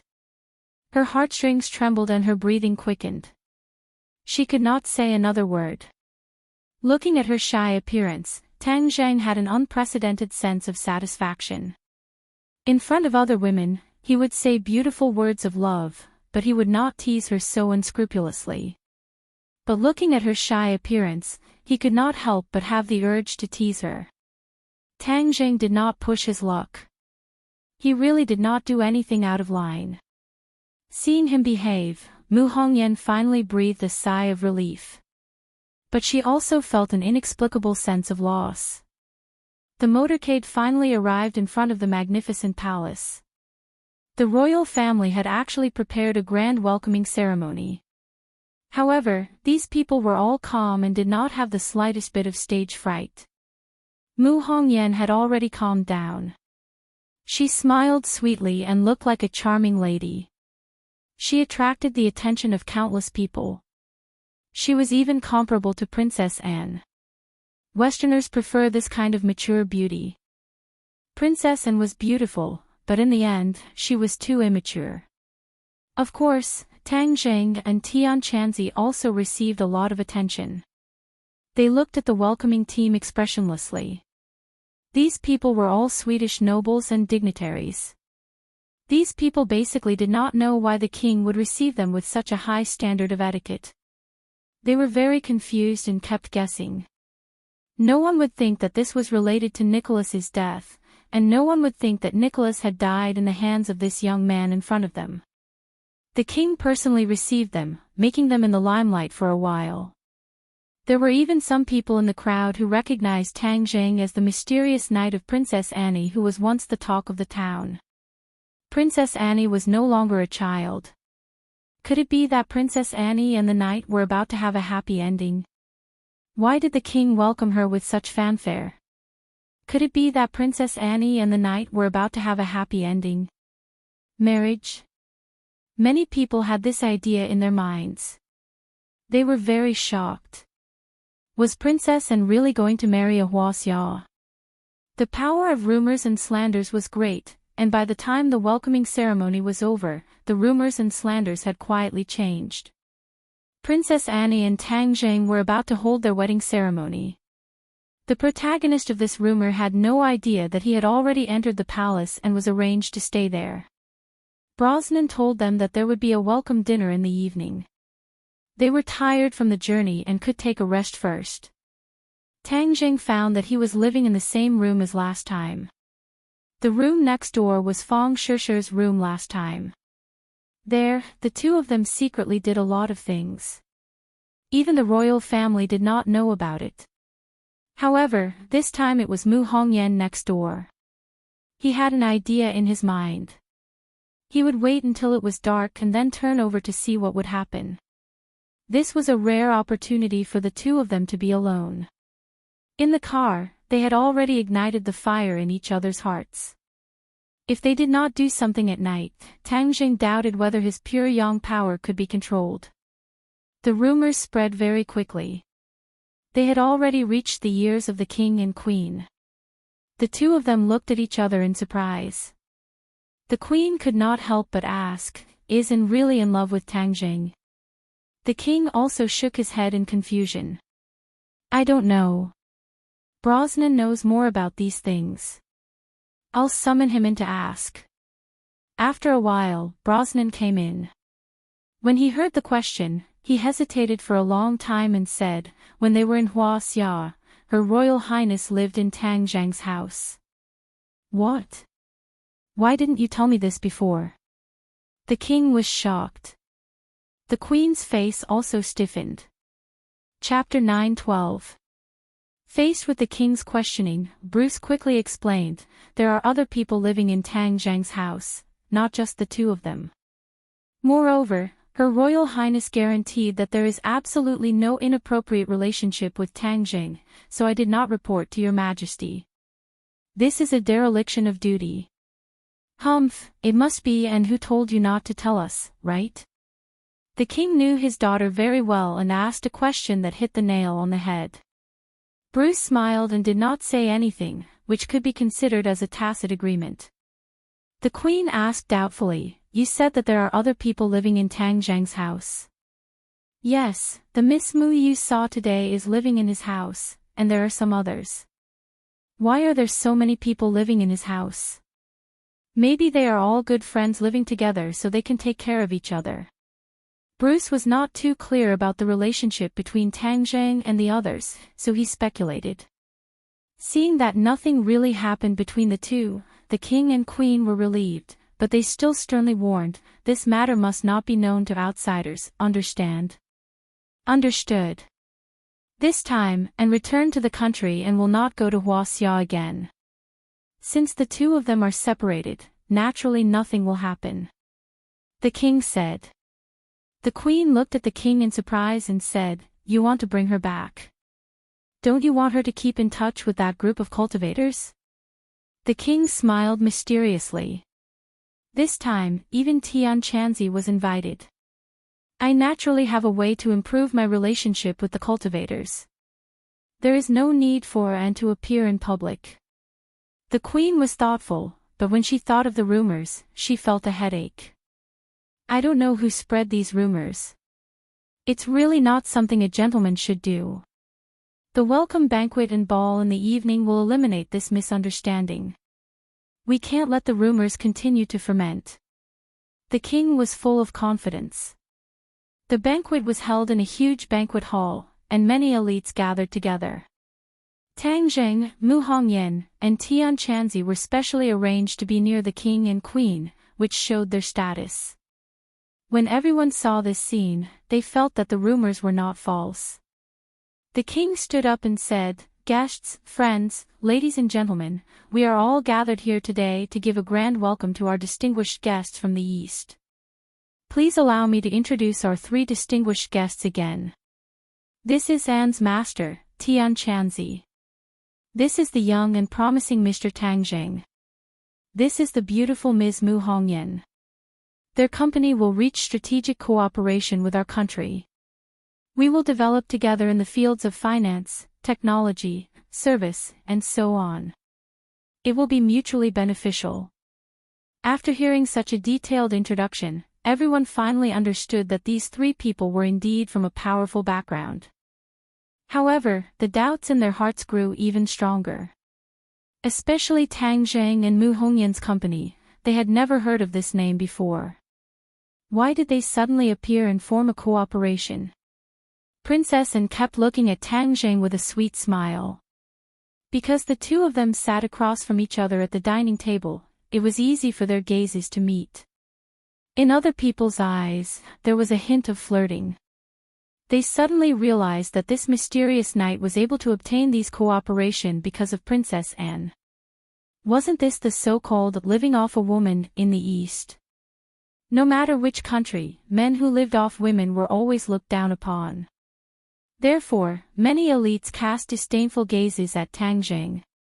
Tang Zheng also felt these gazes and couldn't help but feel a little puzzled. He didn't know them, so why were their gazes so unkind? The banquet went smoothly. Compared to the East, the banquets in the West were less lively. They ate politely and were as gentlemanly as they could be. This was a scene that many domestic women dreamed of. It was high-end and classy. Perhaps many women wouldn't have time to eat and would just take photos and post them on their WeChat moments. Tang Zheng only hoped that it would end soon. Finally, in his impatient wait, the banquet came to an end. The king and queen were the first to stand up, and the others also stood up one after another. They filed out and went to another hall next door. The ball had begun. People gathered in twos and threes, and there was more freedom. Tang Zheng had no objection to this arrangement. After all, the host attached great importance to it, and he couldn't refuse the other party's good intentions. On the other hand, the heaven monk was like a fish in water. Although he did not know how to speak foreign languages, he had a good appearance with a sage-like demeanor, which attracted the favor of many noble ladies from other countries. When the music started, Tian Chanzi was pulled to the dance floor by a young woman who was at least 36D. Damn! Tang Zheng's eyes widened. This old hooligan actually made his moves so quickly. The size of the chest was really spectacular. It turned out that he liked this type. Your Royal Highness, may I invite you to dance? A handsome blonde man wearing a tuxedo walked over and bowed slightly to Anne. He was incomparably gentlemanly. Princess Anne smiled at him and said, "Alex, I'm sorry. Someone has already invited me for the first dance." After saying that, she stretched out her slender jade hand to Tang Zheng. Tang Zheng was stunned for a moment. What was this for? "My Mr. Knight, could it be that you don't want to invite me to dance?" Princess Anne winked at Tang Zheng and said with a smile, "I don't know how to." Tang Zheng said truthfully. Was this a rejection? Alex was dumbfounded. This brat actually rejected Princess Anne. This was the dream of many people. He couldn't help but feel a little jealous. But then he thought, you don't know how to, but I do. He eagerly looked at Princess Anne, hoping that Princess Anne would give up on this unromantic guy. But Anne acted as if she didn't see his eyes. She looked at Tang Zheng in surprise and asked, "You don't know how to?" Immediately, she smiled again, like the most beautiful flower in the world blooming. It was as if she had discovered something amazing. This kind of smile from the bottom of her heart made Alex feel very hurt and jealous. Alex was not an ordinary person. He was one of the many suitors of Princess Anne. Moreover, he was also a famous suitor. Ever since Princess Anne turned 15 years old, he launched a fierce pursuit. And chose to sail around the world. Part of the reason was that she couldn't stand his pursuit. Alex dared to do this. Of course, he had a background. Otherwise, how could an ordinary citizen dare to pursue a princess so crazily? At most, they would just look from afar and be satisfied. Alex's family was Europe's oldest and largest family, Rothschild. This family was very secretive. Ordinary people simply didn't know about it. They had never even heard of it. But the group of people who stood at the top of the world was like thunder in their ears. This family was involved in various fields and had a decisive influence on Europe. Back then, the Rockefeller family attacked Europe and assassinated the royal families of various countries. This caused panic and lasted for nearly a century. During this period, in addition to the resistance of the royal families of various countries, the biggest resistance force was the Rothschild family. Some people said that the Rothschild family was Europe's last line of defense. If this family fell, then Europe would completely fall. Fortunately, the Rothschild family persevered under the attack of the Rockefeller family's vampires and werewolves. The king had once told Tang Zheng about this period of history. However, he omitted the important Rothschild family. Even the royal families of various European countries didn't mention this family in their history books. This was because the royal families couldn't say that they kept the country and the throne because of this family and not because of their own efforts. This was slapping their own face. No one was willing to do such a stupid thing. The Rothschild family also didn't mind the royal families of various countries erasing their contributions. This family wasn't as popular as the Rockefeller family and frequently appeared in the public eye.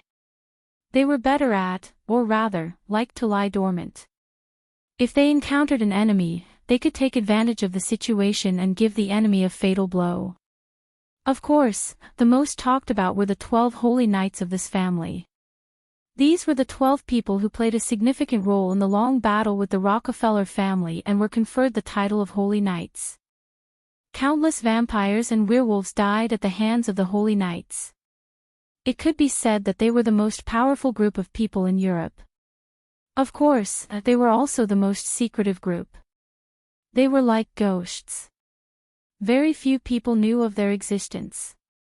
Even the royal families of various countries didn't know where the Holy Knights were today. Moreover, decades had passed since the battle that year. Were the 12 Holy Knights still alive?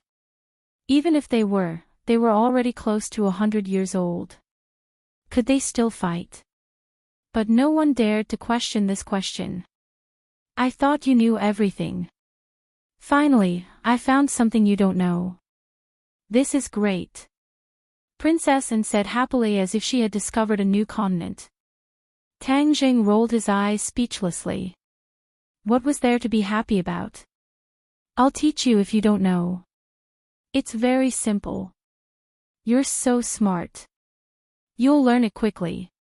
And took the initiative to pull Tang Jing up and walk to the dance floor. Alex looked at this scene angrily. He invited Anne to dance, but she rejected him without hesitation. This stupid guy didn't know how to dance, but she volunteered to teach him. At that moment, he was completely inferior to Tang Jing. To be defeated by a guy who lived off a woman was like being slapped hard in the face. He even had the intention to kill someone. Tang Jing didn't care about this brother's thoughts. Looking at Princess Anne's back, he felt helpless. He couldn't just reject her. After all, she was a princess of a country. Her subjects were all watching.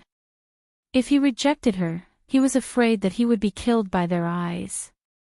However, when Anne held his hand and walked to the dance floor, they immediately attracted the attention of most people. Princess Anne gave the first one to the mysterious knight. The relationship between the two was even more clear. It seemed that the rumors were true. Alex stood there in a daze.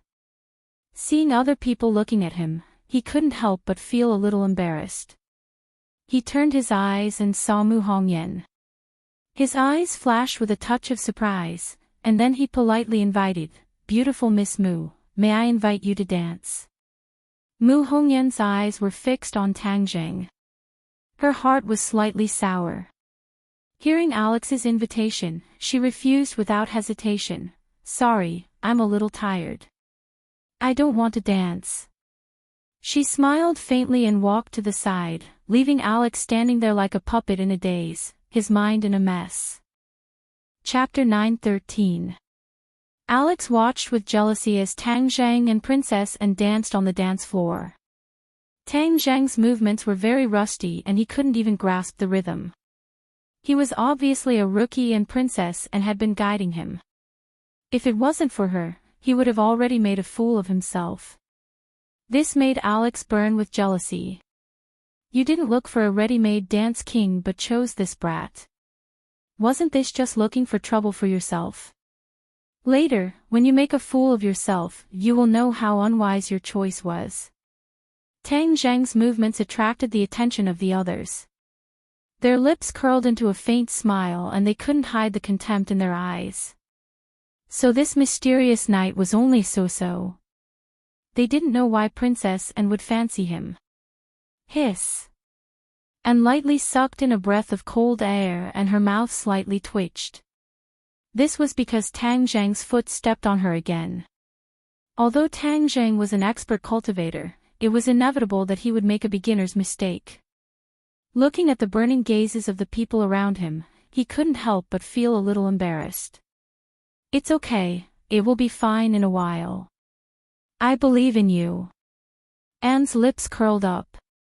She didn't take it to heart and leaned close to his ear, comforting him in a low voice. A burst of fragrance entered his nose, making him feel relaxed and happy. Her body leaned against him, as if they were close, yet not far. It was exceptionally moving. If it was someone else, they would probably be so excited that they would have a nosebleed. Tang Zhang's breathing was steady. Although there were slight ripples in his heart, he didn't show it. "Okay, thank you." Tang Zhang wasn't discouraged. "Since you want to see me make a fool of myself, how can I let you do as you wish?" Tang Zhang's control of his body and rhythm could be said to be at the level of a master. Although he made a fool of himself at the beginning, his learning speed was extremely fast and displayed his high dancing talent. Anne's eyes lit up. "Yes, that's it. You learn quite fast." Tang Jing smiled. "It's all because you taught me well." "Of course." And raised her eyebrows and proudly boasted. Their dance steps began to harmonize. Tang Jing gradually took the initiative, leading and to perform all kinds of beautiful and difficult moves. Immediately, the two of them became the focus of attention. This was not because of Anne's princess halo, but because of their dance. Just now, many people were silently criticizing Tang Jing for being a rookie and waiting to see him make a fool of himself. Now, it was as if they had swallowed a fly, choking them speechless. Alex's eyeballs almost fell to the ground. What the f*ck is this called not knowing how to dance? Are you playing with me? He became more and more furious, thinking that Tang Jing was obviously lying to him just now, pretending to be a pig to eat the tiger. I will turn you into a real pig. He glared at Tang Jing hatefully. He had seen many of An's suitors, and of course, there was no lack of outstanding ones, but they were all defeated by him and left the scene. He was confident that one day he would be able to carry the beauty home, but halfway through, there was a Qinyao Jin. No, a mysterious night, and rumors about him with the princess spread like wildfire. He was so angry that his lungs were about to explode. When he heard that Princess An went to Huaxia, he wanted to immediately chase after her, but his family did not allow him to set foot in Huaxia, which made him full of anger. What night? That was a name given by ignorant people. They had never seen a real knight, so they could imagine the power of a knight. How could this Tang Jing be compared to the paladin in his family? He was not even worthy to carry her shoes. If Princess Anne's heart was captured by others, Alex might not have such a big reaction, but to be captured by an unknown Easterner, he absolutely could not accept this kind of failure. Looking at the two dancing like a prince and a princess, he clenched his teeth, thinking that the person in the spotlight should be me. He subconsciously clenched his fists, and, I will let you know who is your prince, and who is the toad at the bottom of the well. At the end of the song, Tang Jing and finished with a difficult and classic dance, winning warm applause from the audience. This time, it was heartfelt applause. Although many people did not think highly of this pair, there was no dispute about their dance, so to receive this applause, it was well deserved. Dance King. Someone gave a thumbs up, and then the others followed. The title of Dance King instantly fell on the rookie Tang Jing's head. Alex's eyes turned red. This should have been his title, but it was taken away by this brat. How hateful. The two bowed and left the dance floor, but An was still holding Tang Jing's hand tightly, making others envious. She looked at him with a smile, her eyes full of affection, and a faint charming smile appeared on her mouth. You danced so well, this is the happiest and most satisfying dance I have ever danced. You flatter me. Tang Jing did not care, his eyes searching for Mu Hongyan's figure in the crowd. He was dancing happily here, so he did not want her to have any ideas. I'm going to the bathroom. Tang Jing did not see Mu Hongyan, his heart moved, and left, leaving and looking at his back with burning eyes. The queen came over, looking at her daughter's burning eyes, she could not help but have a headache. Originally, she wanted to take this opportunity to clarify the relationship between the two, but the more she tried, the worse it became. In the eyes of others, the two seemed to be more and more in that direction. The queen just heard a few people whispering that the two were a good match. Anne. Mother. And intimately took the queen's arm. Did I dance well? The queen lovingly patted her hand and said, Of course you did well. Hee, Tang Jing is so good, you don't know that this is his first time dancing. Is it really his first time? The queen's eyes opened wide in surprise. She was like everyone else, originally thinking that the awkwardness at the beginning was deliberately created by the two, but she did not expect that Tang Jing was really a rookie. Of course, he is good, right? And showed off. The queen did not answer, falling into deep worry. The more outstanding Tang Jing was, the faster An would fall, which was not a good thing.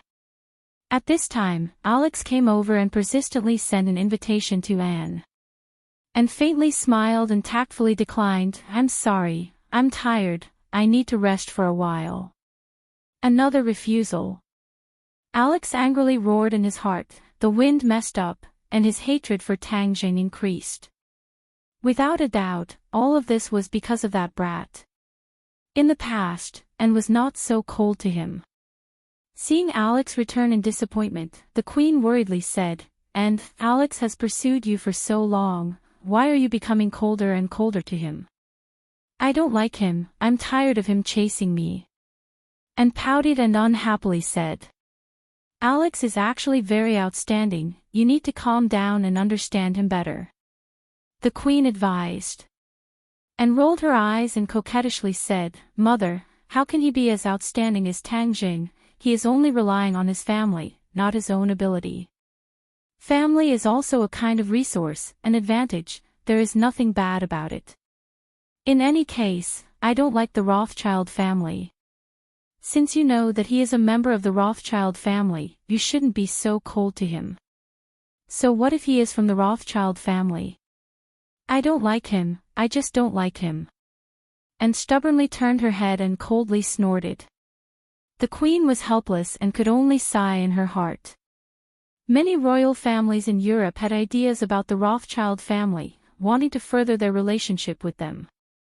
And had this opportunity, but she refused it, she really didn't know whether to say it was lucky or unlucky. Tang Zheng left to pee and finally found Mu Hongyan on a balcony. She was foolishly looking at the night sky, the night wind blew her long skirt and elegant black hair. The night sky was cloudless and filled with stars, it had a kind of intoxicating beauty.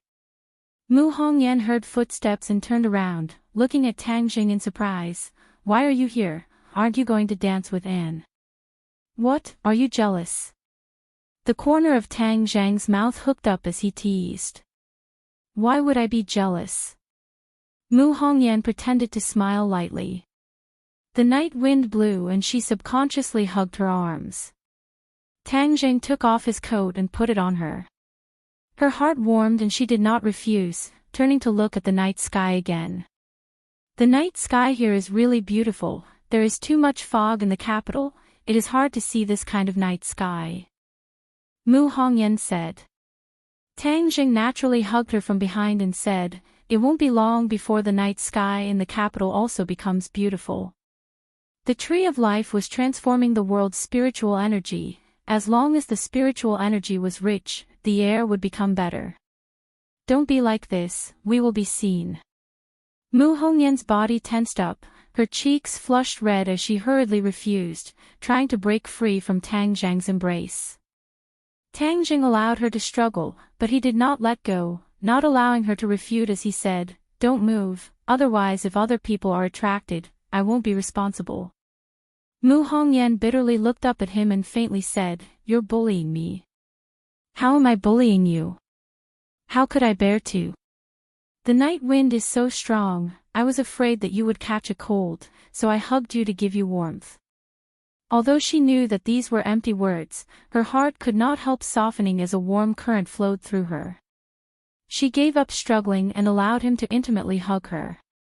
With the night wind blowing, the two of them did not say a single word, but it felt like their hearts were tightly pressed together. An unprecedented sense of security enveloped her heart as her body softened. It was like she was soaking in a hot spring, relaxing her entire body. "Everyone is talking about you and Princess Anne, what do you think?" Mu Hongyan suddenly asked. "What should I think?" Tang Jing asked back. "She is the princess that everyone has their eyes on, with so many people drooling over her, could it be that you're not moved at all?" "I'm not moved. Compared to her, you are the one who moves me." Tang Jing moved close to her ear and gently said, "You're not ashamed." Mu Hongyan glared at him, but her heart was filled with happiness. No matter what kind of woman they were, they all liked to hear words of love, and she was no exception. "These are my heartfelt words, how could I be ashamed?" Tang Zheng lowered his head and hugged her head, raising her neck. She knew what was coming and felt a bit of anticipation, but also a bit embarrassed. There was only a door between them and the others, so what if they were seen? But before she could think about it, that gentleness had already covered her red lips. With an explosion in her mind, she did not think about anything else as she immersed herself in this gentleness. Chapter 9:14. Alex looked at the scene outside the door in disbelief. He staggered and almost fell flat on his face. He rubbed his eyes to make sure that he was not seeing things. Tang Zheng was actually kissing that charming woman. He was so shocked that his jaw dropped to the ground. This brat actually dared to have a foot on 2 boats and deceive the princess. He was so angry that he was ready to teach these two a lesson and let and see his true colors. But on second thought, he retracted his foot, and a meaningful smile appeared at the corner of his mouth. To catch a thief, catch the evidence, catch an adulterer, catch a couple. If it was just based on my empty words, and might not believe me. Instead, she might think that I am trying to sow discord. Humph, I will go find her and let her see it with her own eyes. This brat will have no way to quibble. Thinking of this, he was so excited that he quickly left quietly. Alex found and told her his discovery loudly and bluntly, which naturally attracted other people's attention. And I will let you see this person's true colors. He actually dared to fool around with other women behind your back. They are on the balcony. You will understand my good intentions with just one look.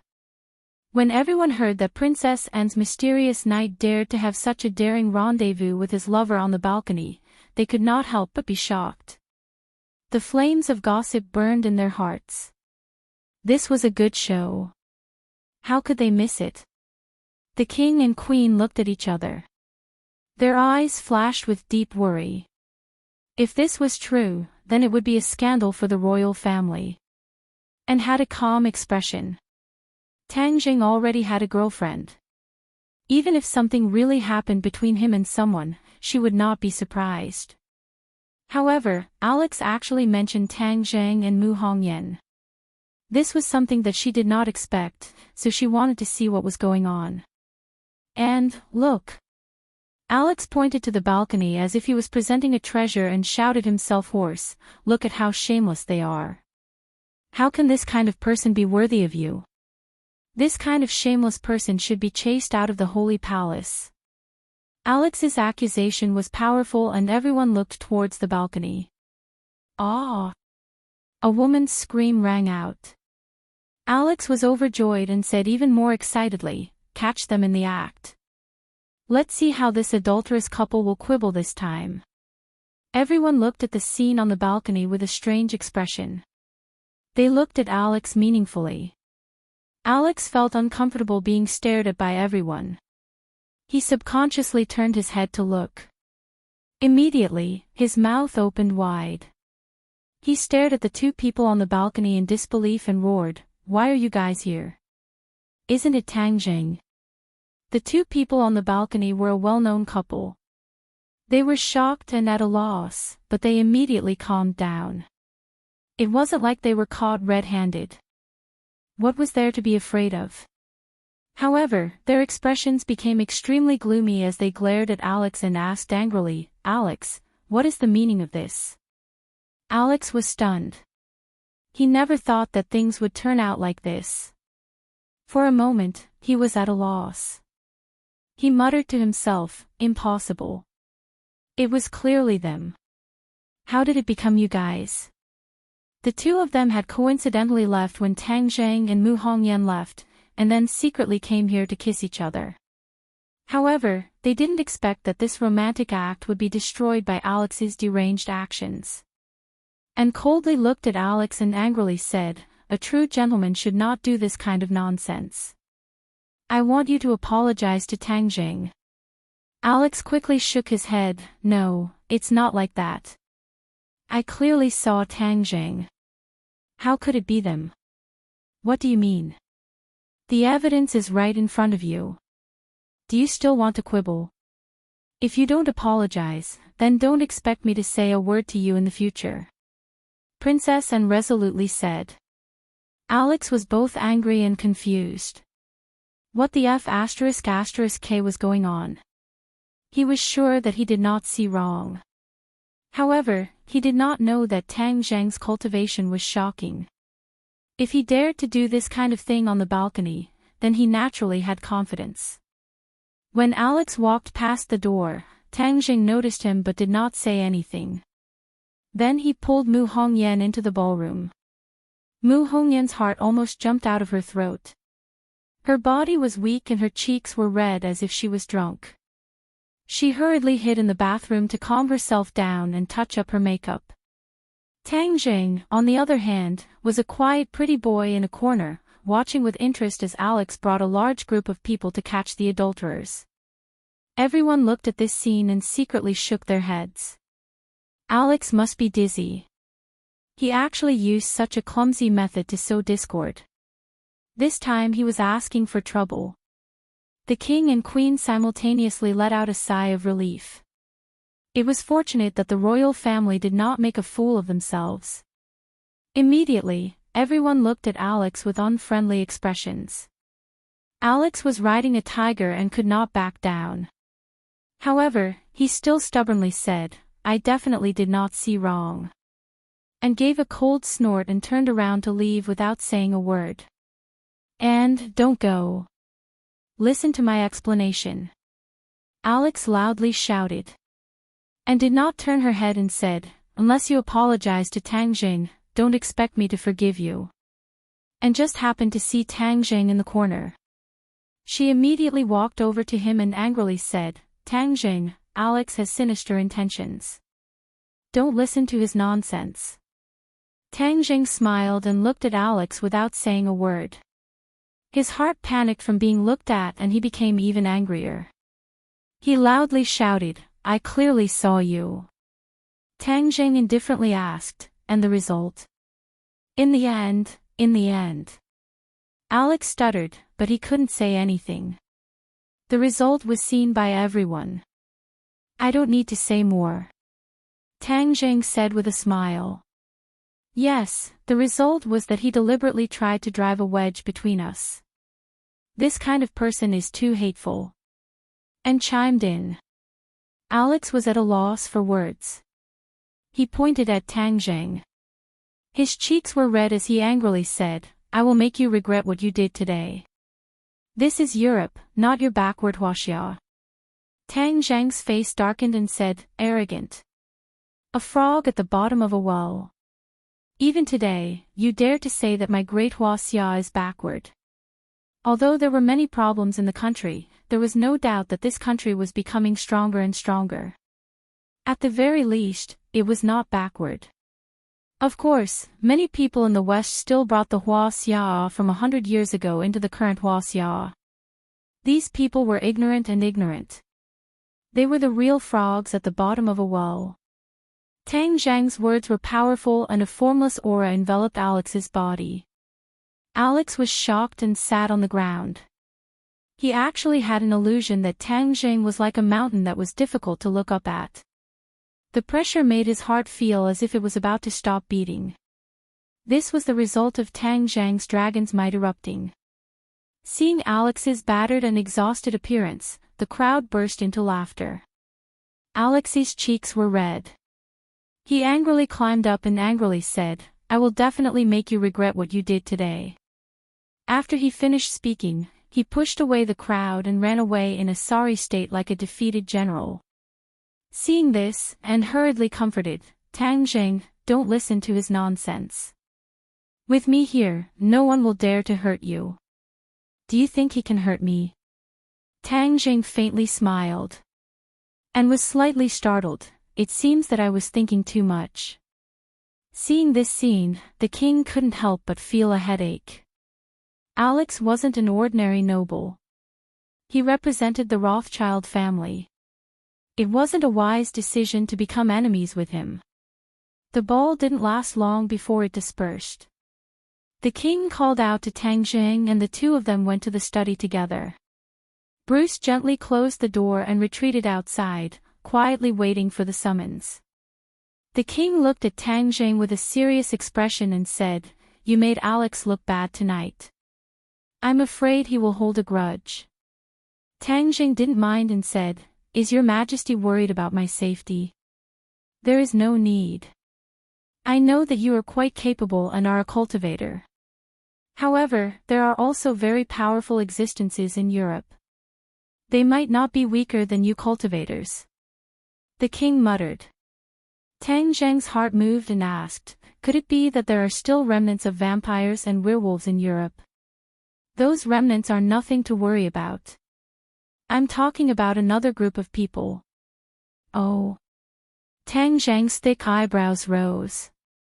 This was new information, I'd like to hear the details. The king originally didn't want to tell Tang Zheng about the Rothschild family. After all, the royal family played a dishonorable role in it back then. However, now that things had developed to this point, if he didn't give Tang Zheng some pointers, he would be young and impetuous. In the end, he would cause a huge mess and it wouldn't be easy to clean up. Although he trusted Tang Zheng's strength, this was Europe after all. Europe was more ancient than the Atlantic Empire. The various powers here were complicated and maintained a fragile balance. If he wasn't careful, he would ignite a powder keg and break this balance. That would be a huge problem. In addition to the royal families on the surface, there is actually a large power in Europe, the Rothschild family. This is an old family that can stand shoulder to shoulder with the Rockefeller family. The king didn't hide anything and told Tang Zheng about the past, letting him know the power of the Rothschild family. The 12 paladins repelled the Rockefeller family together. This was a heroic feat. Although decades have passed, some people still doubt whether the 12 paladins are still alive and whether they still have the strength they had in the past. However, in my judgment, I'm afraid that the 12 paladins are still alive.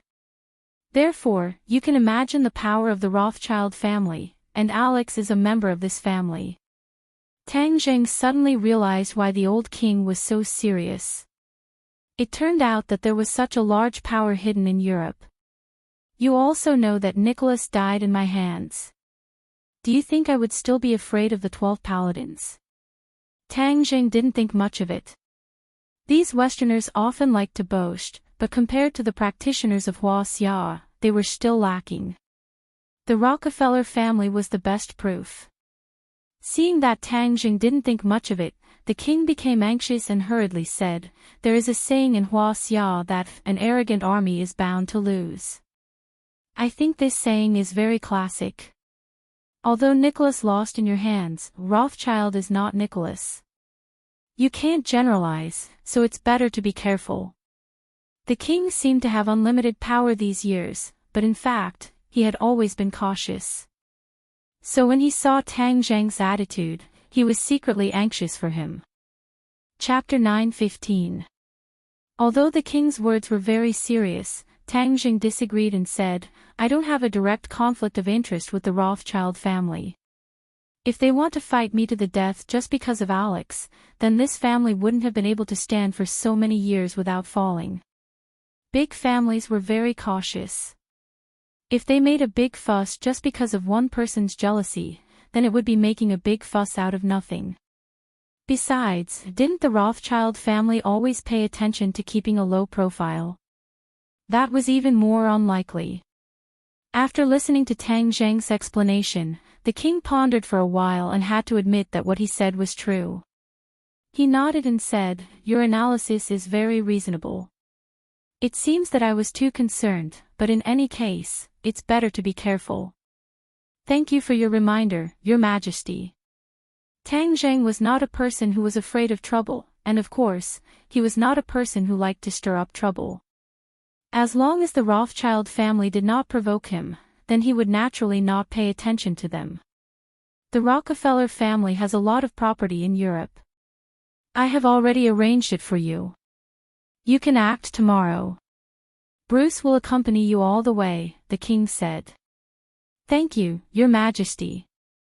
Madame Mu is fully responsible for this matter.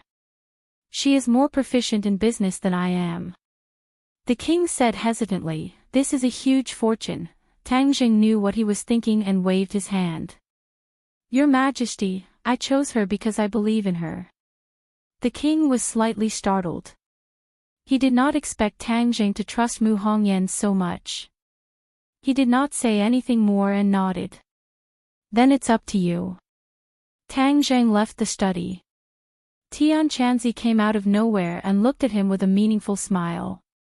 Tang Zheng was baffled and said, Tian Chanzi, why are you smiling so lowly? Boy, you are slandering me. I am so sage-like. How could I have anything to do with that word? Tian Chanzi refuted righteously. Tang Zheng curled his lips and said, don't flatter yourself. I saw that you were very coquettish today. You seem to be having a lot of fun dancing with others. Tang Zheng gestured in front of his chest. Tian Chanzi immediately thought of the woman with large breasts, but he retorted seriously, nonsense, this is communication, understand? Tang Zheng chuckled. I understand. You don't have to explain. The more you explain, the worse it gets. You still have the nerve to talk about me. Don't think I don't know what you did. That Alex didn't frame you, right? Tian Chanzi said meaningfully. Tang Zheng's heart skipped a beat. He really couldn't hide anything from Tian Chanzi's discerning eyes, but he said without changing his expression, if he's not framing me, then what is? Why are you siding with an outsider? After that, Tang Zheng walked away without looking back. Guilty conscience. Tian Chanzi shouted at Tang Zheng's back. Tang Zheng didn't say anything. When he returned to his room, he thought of Mu Hongyan who lived next door. He wondered if he should climb over the wall.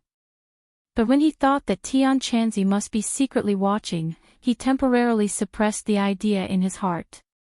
Ding! A text message came in. Rest early, good night. Mu Hongyan sent a text message. Mu Hongyan had never sent him a good night text before. He felt warm in his heart and quickly replied, did you miss me? This text message was like a stone sinking into the sea. There was no reply. He guessed that she might have fallen asleep, so he fell into a deep sleep. But he didn't know that this text message kept Mu Hongyan awake for most of the night. She had been wondering whether to reply or not. She was very worried that Tang Zheng would come in the middle of the night. What would happen if he found out? But there was also a faint expectation in her heart. She was much less reserved than other girls. She knew what she needed. Of course, she was very eager, but her rationality stopped her. If Tang Zheng really sneaked in, she was afraid that she wouldn't resist. In the end, she struggled until she was exhausted and fell into a deep sleep. Tian Chanzi used his energy to eavesdrop for a long time, but there was no sound. He sighed. How could this guy be so stupid? Although this Mu Hongyan's yin qi was weak, it was better than nothing. He was actually indifferent to such a great beauty. He was really a blockhead. If Tang Zheng knew Tian Chanzi's thoughts, he would probably be impatient to climb over the wall. The next day, Mu Hongyan and Bruce left to deal with business matters. Tang Zheng was called in by and early in the morning. She volunteered to take Tang Zheng on a tour of her country. Last time, Tang Zheng came and went in a hurry, so he didn't have time to properly appreciate this country. Tang Zheng couldn't refuse, so he could only follow her. Tian Chanzi didn't want to be a third wheel behind the two of them, so he left the palace on his own. When Tang Zheng saw the team ready to go, he realized how wise Tian Chanzi's decision was. With so many attendants surrounding him, how could he play? Tang Zheng didn't like this kind of life. And saw through Tang Zheng's thoughts. Her eyes lit up and she whispered, do you have a way to slip away from under their noses? We can get rid of them and play by ourselves. Tang Zheng was also a fearless person, so he readily agreed, no problem, then we'll think of a way to slip away. Bezer and the others were still bitterly waiting for Princess and to get on the carriage, but they didn't notice that the two people had already jumped down from the palace's window, which was more than 10 meters high. They quietly fell into a dense forest nearby. And had a rebellious spirit hidden in her bones. When she sneaked into the forest, her cheeks were red with excitement, as if she was drunk. I've always wanted to escape from their eyes and ears, but every time I didn't succeed.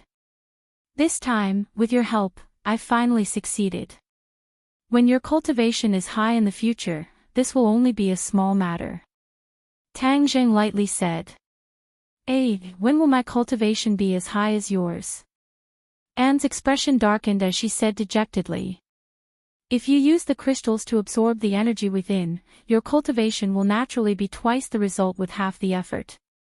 Crystals. Anne's expression stiffened.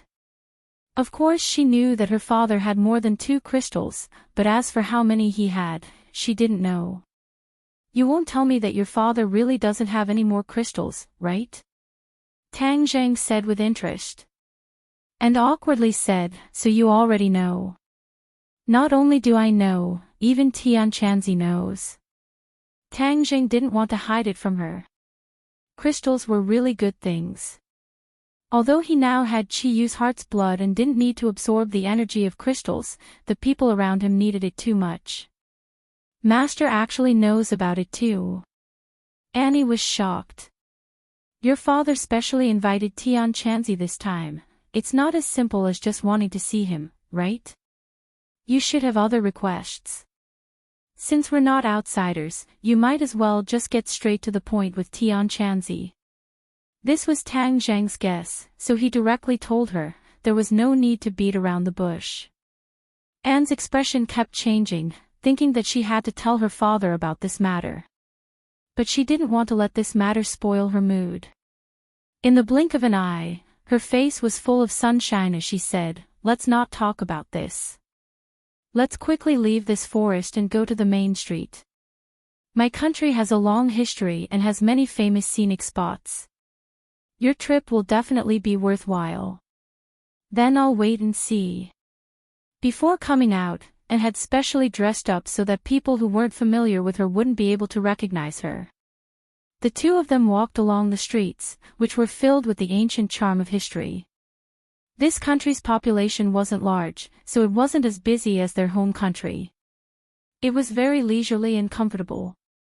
There were many cafes along the street, and many people sat inside and ordered a cup of coffee without doing anything, lazily basking in the sun. Tang Zheng couldn't help but sigh. This was a developed country. His own country was too far behind and still had a long way to go. Hundreds of years ago, his own country was still standing at the top of the world, but the world had changed and it had fallen to this point. Huaxia will definitely rise. Tang Zheng was full of confidence. And was like a lively spirit, full of vitality. Unknowingly, she grabbed Tang Zheng's hand and didn't let go. Her hand seemed to have no bones, slightly cold and very soft. It was very comfortable to hold in his hand. The two of them toured the ancient ruins and visited the magnificent and mysterious church. In the end, Tang Zheng actually saw a Chinese tour group in the crowd. Chinese tour groups had been criticized for all these years. They were said to be of poor quality and had lost their face overseas. But this tour group didn't have such bad habits. Clearly, one couldn't generalize from one side. Look at your countrymen. Princess Anne also saw this tour group. Let's go over and say hello. After saying this, she pulled him to the front of the group of tourists and waved in a friendly manner, friends of Huaxia, hello everyone, welcome to my country. This friendliness stunned everyone. Such a beautiful foreign girl could actually speak Huaxia. This made them very surprised. Hello, hello. Everyone responded excitedly. I hope you like my country. Princess Anne said. Yes, this country is very beautiful. Everyone praised politely, but more people noticed Tang Zheng, who was holding hands with Anne. Suddenly, everyone's eyes lit up. Could this foreign girl be this young man's girlfriend? Then this young man must be from Huaxia. He really brought glory to the country by finding such a beautiful foreign girl. Hello, everyone. Tang Zheng also smiled and greeted in a friendly manner. Wow, you're really from Huaxia. Handsome, you're so awesome. Everyone gave him a thumbs up. Tang Zheng smiled lightly and said, I hope you have fun. Seeing that someone in the crowd had already taken photos of him and Anne, he pulled Anne and prepared to leave. Button saw that the little girl in front of her was very cute. She bent down and held her face, praising, "Wow, what a cute little girl." Suddenly, Anne felt a hot liquid sprinkle on her face. She touched it subconsciously and her hand was full of blood. Tang Zhang's reaction was faster than Annie's. He saw that the moment Annie bent down, the little girl's mother's chest bloomed with a dark red flower of blood. Sniper rifle. Tang Zhang's nerves immediately tensed up. He shouted, "Get down," and pushed Anne and the little girl to the ground. Whoosh! Chapter 9:16. Tang Zhang sensed the bullets coming from behind him. In order to avoid shocking the world, he did not use the holy armor shield. Instead, he quickly carried Anne and the little girl and quickly dodged. In a flash, a single hole appeared on the stone slab on the ground. White smoke rose from the hole and stone chips flew everywhere. Ah! Everyone finally reacted and screamed as they scattered in all directions. The woman who was shot fell into a pool of blood. No one knew if she was dead or alive. Tang Jing firmly used his body to protect Anne and the little girl. He suddenly turned around and saw a few tall and strong men with sideburns rushing out of an off-road vehicle. These people wore baseball caps, camouflage pants, black short-sleeved t-shirts, and tactical vests. They held rifles in their hands and looked like they did not want anyone to get close to them. Mercenaries. Tang Zhang had seen this kind of outfit in a movie before. It was a standard mercenary outfit. Who were these people targeting? Anne? He quickly recalled the scene just now. The bullet was aimed at Anne. However, by chance, Anne bent down and the little girl's mother became a sacrifice. A strong murderous intent surged in his heart. It was not only because these people were targeting Anne, but also because of him. An unfamiliar compatriot was shot and fell to the ground. These people aimed their guns at Anne from afar and pulled the trigger at the same time. Tang Zhang did not care about his own safety. He waved his war spirit. Swoosh swoosh swoosh. Sword chi vibrated and intertwined into a huge invisible sword net. Puff puff puff, the bullets hit the sword net. The air vibrated and set off a biting cold wind that blew in all directions. A few trees nearby were cut in half. Everyone screamed and ran away in fear. The mercenaries did not expect the bullets to lose their power in midair and fell to the ground one after another. This scene was beyond their common sense. However, they were well-trained soldiers. Attacking was their only thought. Although they could not understand the situation, they did not retreat. They directly stood a few meters away from Tang Zhang. Tang Zhang did not dare to move. Although Anne was also a cultivator, her strength was too weak. In this situation, she did not have the strength to protect herself. If he rushed out to deal with this group of people, in case the hidden sniper attacked, her life would be taken. He was the one who brought Anne out.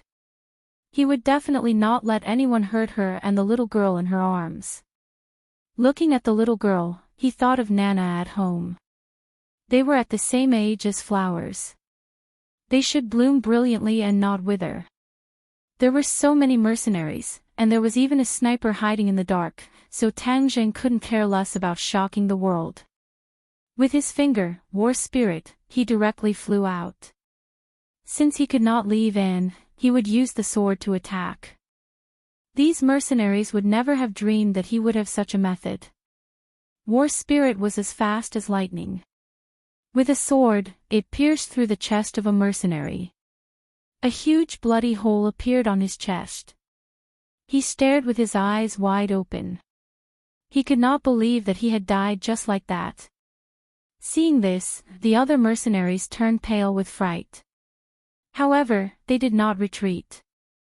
They changed the magazine and continued to pull the trigger. The bullet shells scattered all over the ground. Gotcha! The sword net was finally unable to bear the burden and shattered. Seeing this, the other party became excited. The bullets shot over even more crazily. In for a penny, in for a pound. Since he had already used the war soul, he might as well take out the holy armor shield as well. The sacred armor shield flashed and appeared in his hands. Bang bang bang. The bullets hit the sacred armor shield, but the sacred armor shield was unscathed. It did not even leave a mark. This was much stronger than the bulletproof vest they were wearing.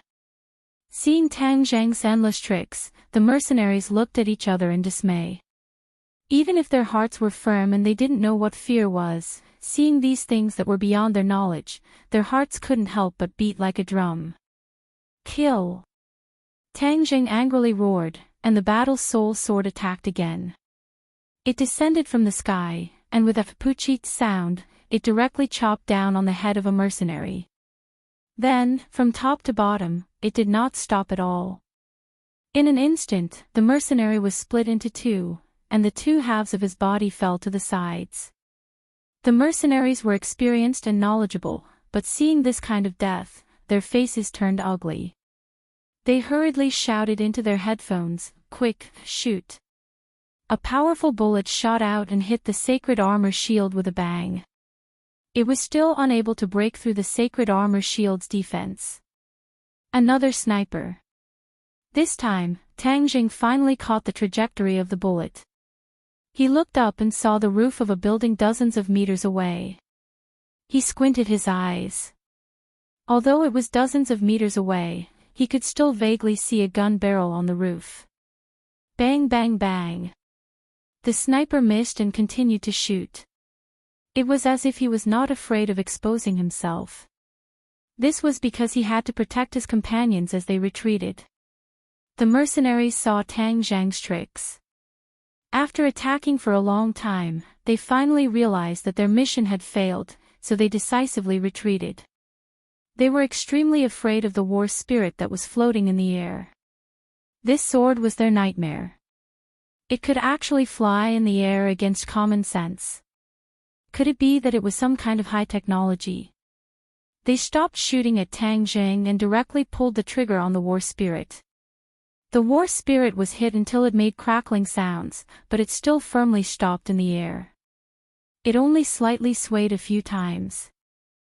Their movements were very fast.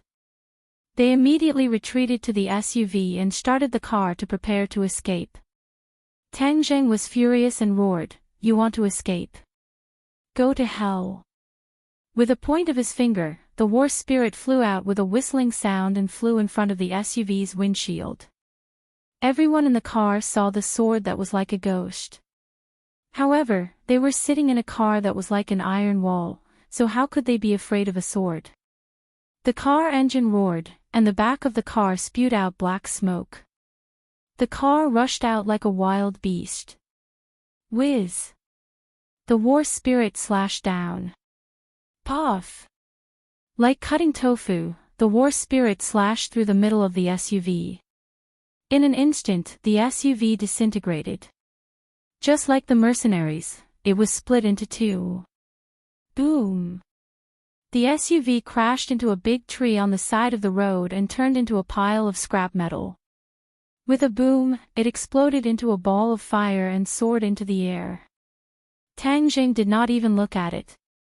He turned around and looked at Ant, whose expression was as usual, and warned, "Don't run around. Take the holy armor shield and protect yourself in her." This was not the first time Ant had encountered an assassination attempt. This was the tragedy of the royal family. Although they were the focus of attention, they were also the target of public criticism. "Don't worry, I will protect her." And hugged the trembling little girl in her arms and said firmly. She also knew that she had brought harm to this little girl and her mother whose life was uncertain. She felt very guilty and said angrily, "We must make the murderer pay with blood." Tang Jing did not say a word and rushed out like lightning. The war spirit flew back into his hands. He looked around and saw that there were no more snipers on the balcony. He did not give up and directly rushed to the building. With a tap of his foot, he soared into the air. Then, he lightly tapped the wall a few times and soared into the air, like an eagle flying to the roof. Although the others fled in all directions, they did not escape too far. Many people subconsciously used their phones to record this intense battle. Many people's eyes lit up as they looked at Tang Zheng in disbelief. The various methods he displayed were something they had never heard of or seen before. Of course, many people also subconsciously thought that Tang Zheng's war spirit and holy armor shield were high-tech products.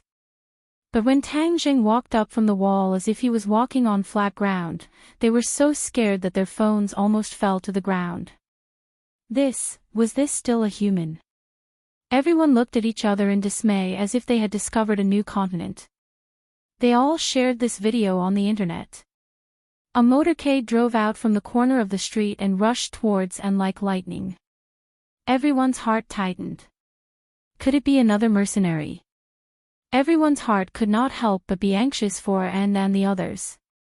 But those with sharp eyes noticed the royal family's insignia on the motorcade and cried out in alarm. Why would the royal family's motorcade appear here? Everyone looked at each other in dismay, not knowing what to do. But when they saw that the motorcade had not yet stopped, a group of people jumped out.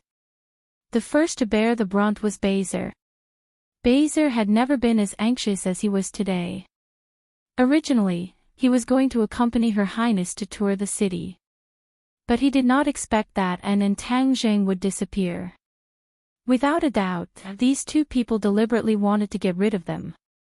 He knew that Tang Zheng's strength, and all of them combined could not compare to him. But after all, this was his duty, and he could not push his responsibility to Tang Zheng. So, he still led a group of guards to look for Princess An in the city. Fortunately, there were only a few famous scenic spots in the city, so it did not take long for them to find this place. But they did not expect to hear the fierce sound of gunfire, as if they had come to a battlefield. They realized that something was wrong and quickly rushed over. When they saw the messy battlefield, the shocking sight of corpses and car wreckage, they realized how tragic the battle was. Bezer's heart sank to the bottom of the valley. How was Princess An? If something happened to her, he would not be able to live. Princess An had helped him before, and he remembered it in his heart. He would rather sacrifice himself than let her be hurt.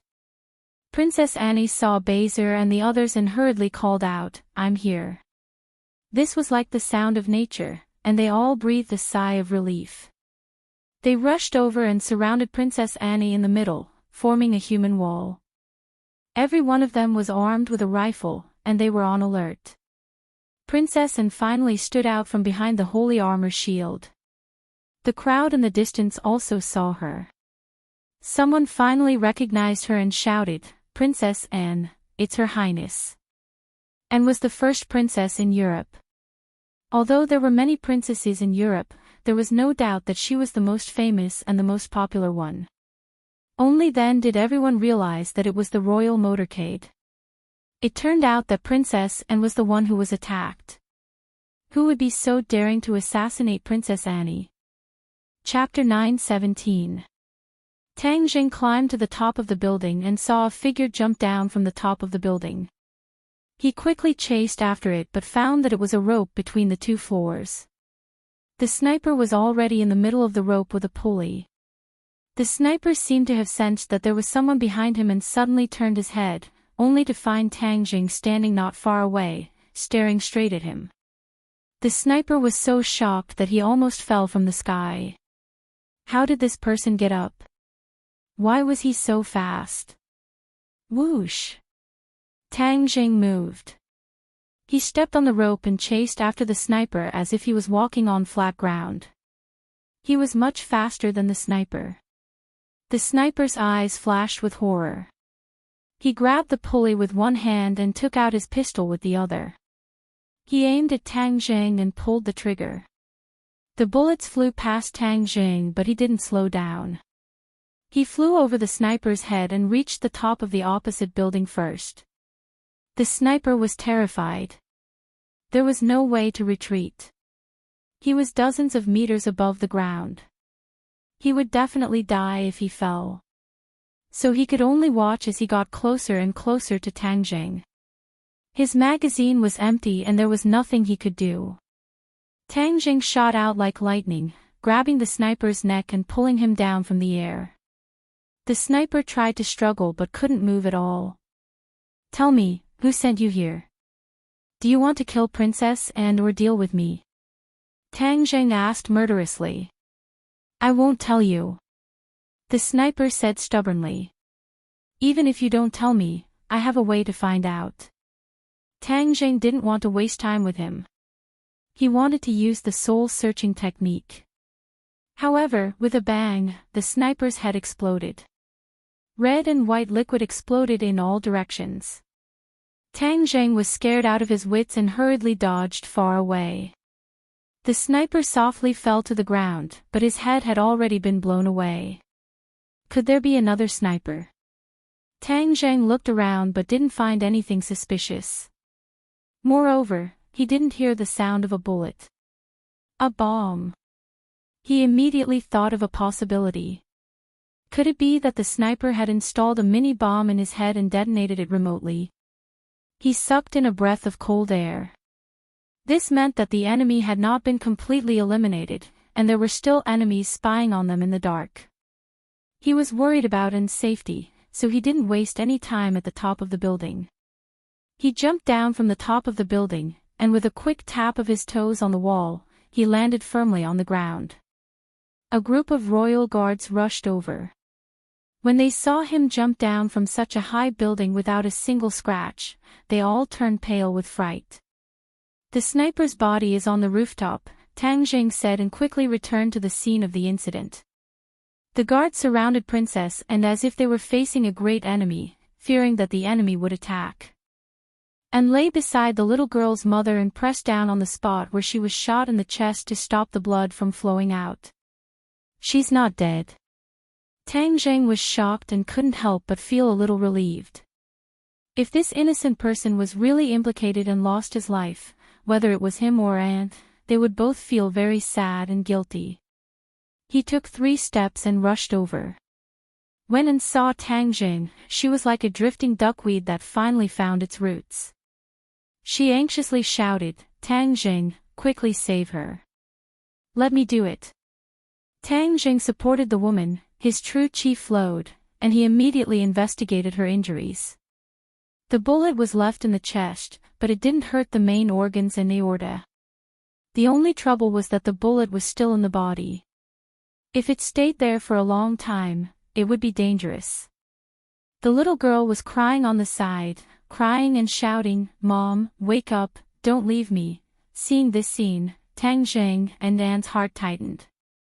Tang Zheng quickly comforted her, "Child, don't cry, your mother is fine, I will save her." The little girl didn't understand, sobbing, "You must save my mother, I only have one mother." Baser urged, "Your Highness, let's leave here first. This is the square, it is very spacious and there are many eyes. If there is a sniper, then it will be difficult for us to guard against." Baser looked at the surrounding crowd and the surrounding buildings, afraid that another bullet would shoot out from somewhere. As An's bodyguard, of course he first considered her safety. This was his duty. Anne was not moved and firmly said, "I will not leave, she was injured because of me, unless she is out of danger. Princess, we will send her to the hospital." Baser quickly persuaded. "Your persuasion is useless, I must see with my own eyes that her life is not in danger, then I will leave." Anne persisted. "Stop arguing." Tang Zheng shouted, stopping the two, "I will save her, be quiet for me." Anne was overjoyed and quickly asked, "Really?" But seeing the serious look on Tang Zheng's face, she quickly covered her mouth. Baser wanted to persuade again, but seeing Tang Zheng's appearance, he swallowed back his words. Tang Zheng silently urged his internal energy, one of his internal energy protected her heart, while the other carefully pushed the bullet out of her body. Under everyone's eyes, the bullet was pushed out little by little, falling to the ground with a crisp sound. An and Baser were already used to this, but the other bodyguards had an expression of disbelief. Tang Jing quickly used his internal energy to seal the blood vessels around the wound, stopping the bleeding. Then he picked her up and said, "Get in the car, we are going to the hospital." And held the pretty girl's hand and said, "I will go with you." Tang Jing did not refuse. Baiser had objections, but he did not dare to show it, and could only order his subordinates to immediately move. Tang Jing quickly got into the car, but a Huaxia woman timidly rushed over, shouting and screaming, but was stopped by the bodyguards. Tang Jing glanced and saw that it was someone from the tour group, perhaps this woman's friend. He shouted, "Let her come over." Baiser hesitated and flew into a rage. "What are you standing there for, didn't you hear? Let her come over." The bodyguards did not dare to stop them, and the woman rushed over, asking in a panic, "How is she? Is she in danger? You are her friend, right? Get in the car, we are going to the hospital." Tang Jing said as he got into the car, and the others also got in one by one. The motorcade rushed to the hospital, and at the same time, more than 10 police cars drove out from the streets, protecting the motorcade, sounding the alarm, and headed to the hospital. The cars on the road gave way to the motorcade, and there was a lot of discussion when they saw the motorcade, especially the royal cars, which aroused a strong interest. At the same time, the internet was in an uproar. The video of Princess Anne's assassination had skyrocketed to millions of views, and it was still rising. Everyone started to accuse those evil people of daring to do such a thing to Princess Anne, who was loved by everyone, and even had flowers blooming in her sight. Of course, the other focus of people's attention was the unbelievably powerful man in the video. A hero saving a beauty, envied by others. This man was soon found out by people, and it turned out to be the princess's mysterious knight. Was this knight specially sent by God to save the princess? Every time the princess was in danger, he seemed to come from the sky and save the princess. Originally, many people were still cursing this mysterious knight for being so lucky to win the heart of Princess Anne, but seeing this scene, many of them were convinced and sighed. With such powerful strength, it was no wonder that he could attract the princess. Of course, Princess Annie's valiant appearance when she saved the people had attracted many people's attention. Many people had turned into her fans and liked this straightforward princess. Tang Jing and the others, of course, didn't know about the uproar on the internet. They had already rushed to the hospital, and the hospital had received the notice in advance and immediately sent the injured to the operating room for rescue. Princess Anne sat at the door of the operating room, holding the little girl's hand, and looked at the operating room anxiously. Tang Jing comforted her, "Don't worry, he will be fine." Anne's face was painful, and she said guiltily, "But I'm still worried that he was shot because of me." Tang Jing's heart sank. He couldn't get away from this matter. If he wasn't from Huaxia, and wouldn't have gone to ask about this tour group. "Your Highness, it's not your fault. The bad guy is too evil." At this time, the patient's friend who had been silent all this time spoke. Although she was concerned about the safety of her friend, she had been very nervous. After all, the other party was the princess, and for many people, the princess was an existence that they could only look up to. Although Anne was approachable, she was still very nervous.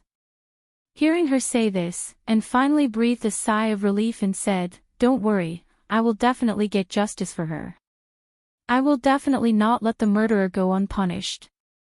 On the way, Tang Jing had already told them that the sniper was killed, but also that the accomplice was still there. The always benevolent princess and finally lost her temper. While in the car, she called the king to inform him that the country's machinery was already in operation, and it was necessary to get to the bottom of this matter. After calming down, Tang Jing figured out the ins and outs of the matter, and asked doubtfully, "How did this group of killers know where you were so clearly?" Anne's expression froze. Although they were acting alone today, the attractions they visited were more or less the same as what they had planned. Unless someone knew their itinerary in advance, how could they have arranged for the mercenaries to wait here so coincidentally? "Are you saying that there's a mole among us?" Hearing this, Bazer's expression became very unpleasant. He was the princess's personal guard, and if there was anyone who knew her itinerary, it was one of them. Your Highness, it's not me. How could I do such a thing? Bazer hurriedly explained. I know it's not you, and said. Bazer breathed a sigh of relief, but then his heart sank again. He was fully in charge of the princess's safety, and even the guards were carefully selected by him. If there was a mole among them, he couldn't absolve himself from the blame. Your Highness, I can't absolve myself from the blame. Don't worry, I will definitely find the mole. Bazer said resolutely.